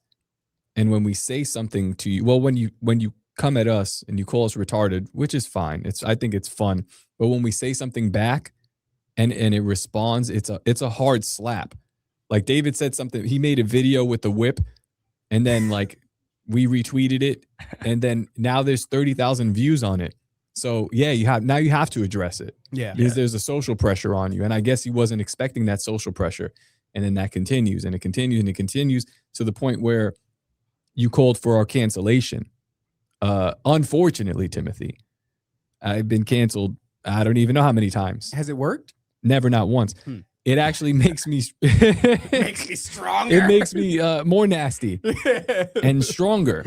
Yeah. And it's just to be, I guess, you know, it's just like you're dealing with a boomer mindset. You're dealing with people who think that they still can. Yeah. But yeah, like we've already yeah, and I think this, I don't know if this will be the last time, but this should, for a lot of people, break that mold, or at least the mold in their head where you can gatekeep, you can cancel people, you can interview people and not air their stuff. The ideas are going to be out there. It doesn't matter now. You're like, that is done. And as a matter of fact, when you try to push against it, it gets worse for you. Ask the people in Leesburg.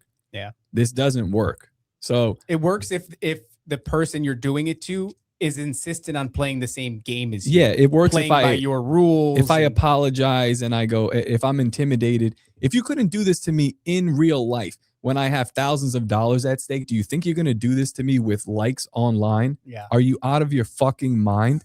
So now you're going to pay. But this is just how it goes. Yeah. And that's done with. We're moving forward, and we're moving forward aggressively and hard. And this is going to, you know, whatever. But now we will be the people that you listen to. That's it. Exactly. You know, we're leading the charge. Look at me. Look at me. I'm the captain now. You said something earlier too, where about like Sam being gatekept himself, right? In Hollywood and in comedy.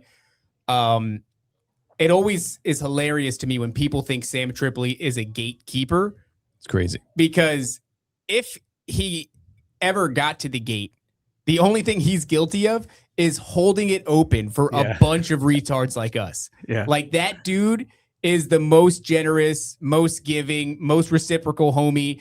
He has every right to not be. He's such a high level in that game. And he's getting I think he's getting his due finally. Yes. Yeah. Finally. That whole World War no, it's World War debate. World War debate. Yeah. Like that's awesome, dude. That's awesome. I'm so glad he's getting the recognition he deserves. But that guy is the last thing that his should be called a appearance is back gatekeeper. on Rogan. He's doing that again. He's crushing. His show is going to have trouble on YouTube. I mean, you know, it is what it is. But yeah, he's moving. He's a guy that has opened. He's also a guy that's like, you know, told me, he's like, hey man, don't make waves with these people. Just make your content. Yeah. He's like, because they're gonna try to gatekeep you. Yeah. And I was like, thanks, man. And then a couple of weeks later, it was like, here we go. Here we go again. And it wasn't intentional. It's like I took his advice But sometimes you got to put the cat in the litter box.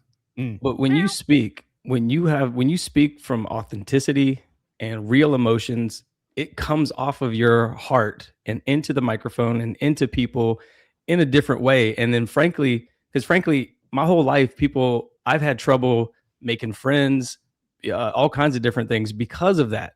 Because when you're real, when you're true, when you're authentic about everything and you're just honest and straightforward, people who aren't have a resistivity to that. They have a resistance to that, and they basically push back against that. I've dealt with that my whole life, and that's what happens. Authenticity will attract the people who have eyes to hear. Eyes to see and ears to hear. Right? You will start bringing people who, when they wake up, the seeds are planted. When they start waking up, they'll start coming over because it's like a magnet. The authenticity becomes like a magnet. And I frankly think that that's what a lot of these people who are kind of mid-tier, getting big in the podcasting and stuff like that, they don't understand when you guys can organically grow your audience within just a year or 2 years or whatever. I mean, the same with my show. It's a very small compared to you guys and Sam and all y'all, but I mean, my show is growing very fast and I'm getting a lot more recognition very fast, and not necessarily for my own, I don't want it. I don't want fame or anything like that. Honestly, I just don't want to have a regular job. That's really what it boils down to. You know what I mean? What I want, my goal is always like coming back from New York the last week. I look around at the people that are there and they're doing well. I don't know, some people that are like nurses, and my wife is a nurse and she comes here and she's working, making half the money that they make. But I'm looking at them and their quality of life, and most of all, their time. And I'm like, your time is your most valuable asset, and you've traded it for dollars. And I'm like, man, I need to figure out. And I've been, we'll go back to this, but like for 7, 8 years now, people that are like new in the space, they go, oh, these guys came out of nowhere and they're like doing this and that. No, I've been doing this for like almost 8 years. And yeah, it's starting at the very bottom, like literally drawing on I drive my truck, pull over, make artwork for a random creator, working 2-3 jobs within this space, and driving a truck and making connections and working for people. I've worked for I've done artwork for like Nick Fuentes before. I've been around for a really long time doing menial bullshit. It just so happens that I said, I got something to say now and I like this guy. So we're going to pick up a microphone and we're going to do it now. And we'll use all the connections and all the favors, all the free shit that I've been doing for people for the 6 years prior starting this. I might call in a favor. Hey, Sam, started a show. Could we talk? Yeah.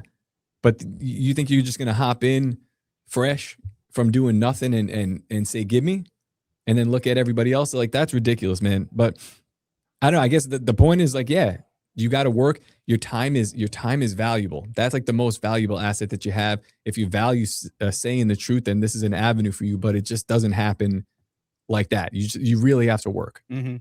Yeah. And where attention goes, energy flows. I mean, if that's where your heart's at, then it's going to show. It's going to show through your show. It's going to show through your content you're making, things like that. But yeah, man, there's just a lot. I mean, listen, Jesus said this too. It's like, what's done in the dark will be brought to the light. Those kinds of things. Yeah. Only true. You will be able to recognize truth whenever you see it. And so what's happening is that people are waking up and they're losing that ground. Guys like Ben Shapiro are losing his ground, and people are starting to kind of jump ship and go. Even Trump. I used to support Trump and all that stuff, and I'm still kind of supporting him a little bit, but I've lost that support because it's like it just seems very inauthentic now. Whatever changed, I don't know, but it seems very inauthentic. And I think that that's what's going on with a lot of these influencers. They're realizing that they need to move on to the next thing. They can no longer just talk about Christianity like the guy we've been talking about. They have to talk more about disclosure now. That's the new thing. The next thing is going to be plasma. I promise you that. Everybody's going to be talking about plasma, and they're going to be Johnny come latelys in the next 5 years. And I thought that was going to happen in a big way. I think you're absolutely correct. I was saying that they were going to start talking about that in regards to the New Jersey drone situation, that plasmoids were going to be coming up next. And there was like a brief moment where it was being discussed, but it never hit the mainstream. I mean, it got pretty far. You had the mainstream, you had admirals or whatever and governors and such coming out, or mayors saying this and that about, the naval ships being followed. One guy in particular, who's a politician in New Jersey, said he watched it transform from what looked like a craft into just a ball of light.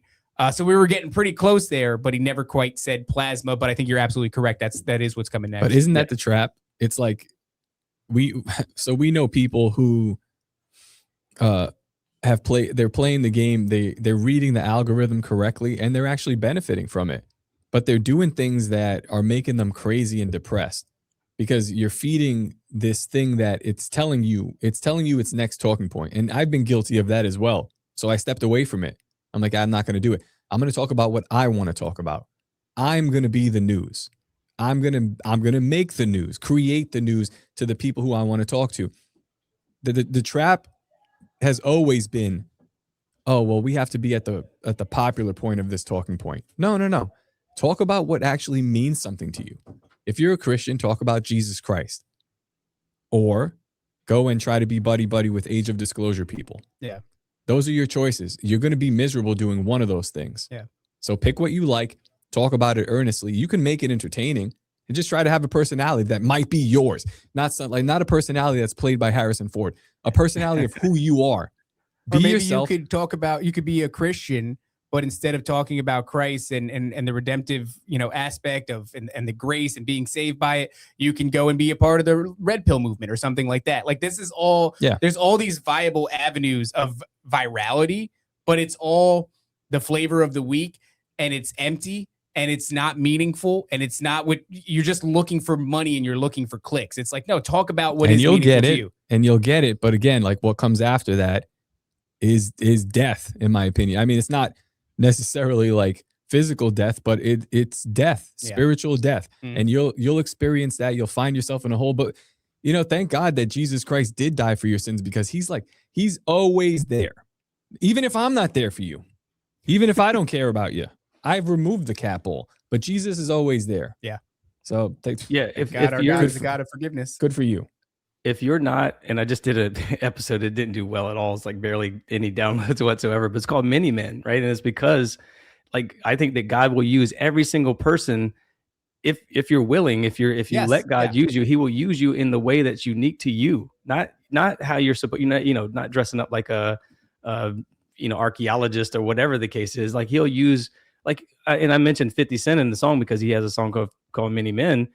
It's actually my 10-year-old son's favorite song. It's my ringtone right now. It is my 10-year-old son's favorite song. So, like, wish death upon me. It's the best. Well, song. that's what was going on with Jesus. Everybody wished death upon him, but his goal, his mission was to create many men, to create more disciples. And he literally even said after his death, after his resurrection, he came back and he said, don't forget the mission to go out and make more disciples. And if you're not doing that, if you don't see that out of L.A. Marzulli or Tim Alvarino, or whoever it is, if you don't see them actively saying to follow Christ, hey, don't lean not on your own understanding, all this stuff. I can talk a lot about science stuff, and I might mention the word consciousness, and I might mention the word science and all this other stuff, but I'm still grounded in Christ, because God is the creator. He formed the light and created the darkness. He created good and evil, right? So he created that outside of this reality. So, but people have a tough time with dealing with those particular words or whatever the case is. But it's really me talking. It's not anybody else that's like saying, nobody's speaking for me. I was talking about plasma portals on episode 10 of this show, right? And it's like, that was in 2024, like February 2024 with Emily Moyer. And then I was talking about, I did y'all's show right before all the plasmoid stuff started coming out. I was talking about plasma portals. So, like, just in whatever way God is speaking to you, I have zero clue about science, anything. I am literally having to learn all of this stuff as I'm trying to, because I have this thought and then I'm like, okay, let's make sense of that. And then I'll go look into it and I'll go, oh my God, it's like all revealed to me. So it was like the knowledge was given to me before. And for some reason, God chose me to start talking about some of this stuff. And that's the only way I can describe it, because I can be reading something and then I'll have a thought and it immediately takes me down this other path. And I go, oh, there it was. Like, it was literally, he showed me where it was. And that's the thing, though, is you don't have to do this viral bullshit, right? You don't have to try to do whatever's trendy at the time. You have uniqueness You're saying in that? Christ. Are you saying that an archaeologist doesn't have to talk about the Charlie Kirk assassination He from the doesn't have to say FBI's that point Tyler of view? Robinson did it with the 30-06, and he doesn't have to talk about Candace Owens. He doesn't have to talk about all this shit. We have uniqueness in Christ. We're all called. Like, that's what you said before. We are all called. And that's for the audience too. Like, we're called, and we're sitting here, and this is the thing that we have. This is the skill set that we have, and this is the equipment that we bought, and this is what we do that we're good at, and this is our uniqueness in Christ. Every single person in the audience that is listening to this right now is called, and you were made uniquely, and you have a mission in Christ. And if you ask to be a part of God's plan, it's way better than doing some cookie cutter bullshit, going and being part of the red pill movement, going and aligning yourself with the Alazondos and all this other crap. It's dry and it's spiritless. There's something that you're called to that is full of spirit and that is uniquely fulfilling to you, to the person that's listening to this right now. It may not involve a camera, it may not involve lights, it may not involve, talking on a screen, but God has made you uniquely, and God has called you by name, and you have a job to do. You have a that duty is special to you. You actually have a duty to do this. Like I was talking with someone in New York about the same exact thing. It's like, he's like, yeah, we have to do like look at all these stocks and investments. He's an investment financial guy. And I'm just like, man, why not invest in yourself? Why not figure out what you can do? Yeah. And he was like, oh, well, I mean, Nvidia makes great chips. I was like, yeah, that's money. That's money when you're dead and retired. That's what we're doing now. You're not going to invest in yourself. You have no purpose here. Your purpose is to go work for sanitation, pick up garbage for 8 hours a day for 30 years, and then stop and collect a paycheck. What have you done? When you look back at the grand scheme of things, it's like we've done nothing here. You haven't created anything, but everybody is created uniquely to create. That's what we do. So yeah, pick that up and do it. And if you don't do it, no wonder why you're depressed. No wonder why you're like in a rut. Like you have to make stuff. It's not easy, but you have to. You just got to get out there and do it, man. Yeah. If I get to the end of this and it's like, what did you do? And it's made disciples of men. I made a shitty podcast. Well, yeah, your shitty podcast made disciples of men. Hell yeah. It's not even good enough. It is the greatest thing. I'm sorry, I keep talking over you guys. I'm terrible go ahead, about go that. My neighbor, I was talking to him one day. He listens to my show. He's in the medical career for, let's just say that. And he came up to me one day and he said that he got baptized because of me. And I was like, wow, that's incredible, dude. Like that is like awesome. Cause I'm not even really, that wasn't even my intent when I started this show. I just felt like I had a bunch of stuff to say. And if it happens to affect people in some way, that's amazing. And now it's more of like Christ-driven message. And I'm carrying that cross, and Jesus said in Matthew 10, he said, abandon your family, your kids and all this stuff and take up your cross and join the fight. Cause he said, I didn't come in peace. I came for war. He came for war. That's literally what he says. So he's not asking for a bunch of, comfortable cowboy Christian, keyboard Christians, I guess you could say, to sit around and make something happen. Because nothing's going to happen if you're just sitting there. If you're not actually out there speaking your truth, then you're not carrying that sword forward. I don't think Jesus was necessarily, maybe he was saying to literally leave your family and all that. I think he's saying to just like when men go to war, you leave your family behind to join the military or whatever, and you go off and fight in that war. I think that's what he's saying is like, hey, join the battle, because we're fighting an evil here that you need to learn how to cast out demons. You need to learn how to heal the sick, those kinds of things. This is what he taught his disciples to do.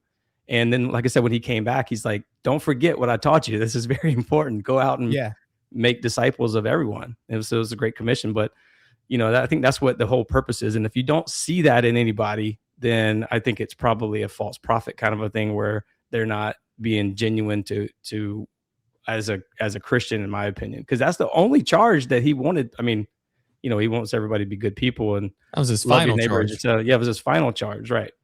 So that's the most important thing to me is like literally what he said, and to join the fight. And so if you can speak truth to whatever darkness out there in any way, that darkness can come in the form of someone who even has a lot of light in them. Maybe they're just misguided or what have you. I'm not always perfect. I'm not always on the straight path. I still watch porn and drink alcohol and things like that, right? It's like, I'm definitely not perfect, but I'm trying to be better. And so it might sound like a hypocrite whenever I'm saying take up your sword, but I'm actually, I feel like I am kind of shedding that shadow, and It's a process. yeah, you're moving towards something better, something more, whatever word you want to, more Christ filled, more light filled with Christ's light, and more filled with the Holy Spirit. And if my wife heard all this stuff, because she knows how bad I cuss and all that, she would go, "Who are you?" You know what I mean? It's like, I'm definitely the same person. I'm a good person. I care about people. I care about animals, all this other stuff. You know, but I do have flaws. I'm not trying to be a perfect guy, but I am trying to bring people closer to Christ in whatever way I can do that, man. That's what I'm here for. Yeah, that's what people don't. I think a lot of what I hear from Christian talking points today is void of spirituality or the supernatural. And the fact of the matter boils down to we're in spiritual warfare constantly, and maybe stopping to define the nuts and bolts of what spiritual means or what the spiritual realm is stopping you from engaging in that warfare. And it's just a common theme that I see, man. A lot of people that we've talked to, and a lot of the conversation online, especially with people moving towards this Christian nationalism idea, is missing the spirit. Yeah. And I think that is not just a mistake, but it's one of the most egregious mistakes you can make when approaching God, right? When trying to pursue God, is never minding the spiritual nature of all of this. That's massive, especially when you're within a war. But one more thing. I know that people will watch this and somebody will say, like, yeah, I'm raising kids. I got a family. This is what I'm doing. Or like whatever you're doing, even what I'm doing right now. I think the reality is like, you can always do more. There's always a couple more minutes in the day for you to do something else, for you to learn something else, for you to expand what we're capable of. And I try my best to do that. That's why I'm like, I probably got my hands in too many soups at this point, but I probably not. So just no excuses. Like, keep going, just keep going forward. And when you're tired and you're like, man, I just can't. And it's like, just man up, because there's more. Yeah. You're capable of a lot more. But Brad, I think that's a good place to leave it. We got another show in a little bit anyway, but I want to thank you for coming and talking about these things. And, open door policy remains. Next time I hope to have you. I know it's a drive. It's more of a portal. But more if we of a can portal get a than portal, a door. Yeah, if we can get a portal set up from here to Brad's house. Matt, can we get a portal? How much does a portal cost? 7,000? It's a trillion. Like that. But you're always welcome back anytime. Hit us up. I hope to see you at Bohemian Grove. We got to figure out the dates for that. But before we get out of here, Brad, let's remind everybody where they can go and support you. Yeah, thank you guys again for always having me on. I've probably been on like 7 times now. I don't even know what it's been, but I'm really grateful every time, because there are a lot of people who listen to my show. They'll literally write in the comments or write on reviews like, "Hey, I came from NDS. I love your show." They still listen to you guys. Like I told Sam, it's not like they left you guys. They No way. still I listen. don't care. Believe me, I don't care if they did leave. Forget them. And if, Whatever. if they did leave because you're doing something better, then you deserve it. Yeah, they should go listen to your stuff right now. The episode that you just spoke about, I actually want to talk to you after. Maybe you said it doesn't have many downloads, but I want to start doing the Sunday share thing again. Yes. And see if we could funnel more people your way somehow. Sure. I would love to share Brad's content on our stream. Yeah, I hit a little pocket where I hit a massive amount of growth in a couple of months on the show, and so I'm doing extremely well. I can't complain, man. I know there are a lot of people who've been doing this for a lot longer who don't have as big of an audience that I have, but it's because of you guys for sure. I mean, 100%. You and Sam have been on Sam's show a couple of times as well. And I don't think people are leaving Sam's show or your show. I think that my show would be like all right, I got a couple hours to kill on a Friday. Let me just cut this on real quick, while I'm at work. Man, that's the thing is this whole we've heard people say that before, that we might be taking an audience from Sam, and Sam was like, no. And I think that's true, because as a podcast listener, I know that when I'm done with the show that aired that day, I don't listen to NDS. I listen to Tinfoil Hat. I'm listening to Tinfoil Hat. I'm listening to the confessionals. I'm looking for more content to absorb. So yeah, I just remember what it was like to be at work and to be listening to podcasts. And it was never like I can only choose one of these. Yeah. You know what I mean? Like I would listen to everything. Oh, I got an 8-9 hour shift. Yeah, we're in this world, man. You have like a lot of solid options, from the Awaken podcast to the Biblical Hitmen, to NDS, Tinfoil Hat, the Confessionals. Oh, like there's so many more. I mean, the Prometheus lens. Yeah. There's so many. If you like the flavor of what this episode was, you can probably go to one of these guys, and there's supplementary content within this. It's gonna taste a little bit different, but you might get a slightly different angle. So yeah, just go check this stuff out. This is what we like to do. And actually, Steven calls me regularly, and we have these 2-hour conversations sometimes on the phone. It's like it'd be late at night because he's doing a fire shift or whatever. And I usually stay up late working and stuff like that. So we'll kind of sharpen our swords with each other, kind of go over different content together and talk about different things. So a lot of these ideas might come from him as well. Just having conversations with him or Doc or whoever. Also my buddy Ry Voss from Codex of Curiosities. I love that guy too. But Codex, man, talk to him. Yeah, he's been on. Cool. Yeah, he's a cool dude, man. But yeah, you guys can find me at theawakenpodcast.com. I'm trying to grow a little bit of a YouTube audience. It's not very important to me. I'm not super focused on it, but if you guys want to find some content over there, you can. I am not uploading every single episode to YouTube just yet. I will be once I get my studio set up kind of the way I want it. And then I'll start, having a better look to it and all that stuff. But right now, audio is doing very well. Spotify and Apple, if you guys can follow me over there, I really appreciate that. Give the show a 5-star review because those go a long way. And it puts our content in front of a lot more listeners, a lot more viewers and things like that. So anytime you comment, or even if it's just to say hi, it keeps our stuff in your algorithm and keeps our content fresh because you'll slip out of this. Some of you might miss this conversation. If you guys didn't do the Timothy Alberino thing and got a lot of comments, a lot of traction from that, then you might have missed this episode, for example. So make sure you comment and give 5-star reviews and all that stuff. It really matters. But it helps the algorithm for sure. I'm on Instagram at the Awaken Pod. I'm trying to start up a little bit of a Patreon. I'm trying to figure out kind of not to give you guys the behind the scenes or whatever of the business stuff, but I'm just trying to figure out a way to at least keep the lights on and get softwares paid and stuff like that, so I can continue my mission. So if you want to support the show in some way, whatever way that is, whether it's just listening or whatever, I'd appreciate that. So, but yeah, theawakenpodcast.com is where you can find everything.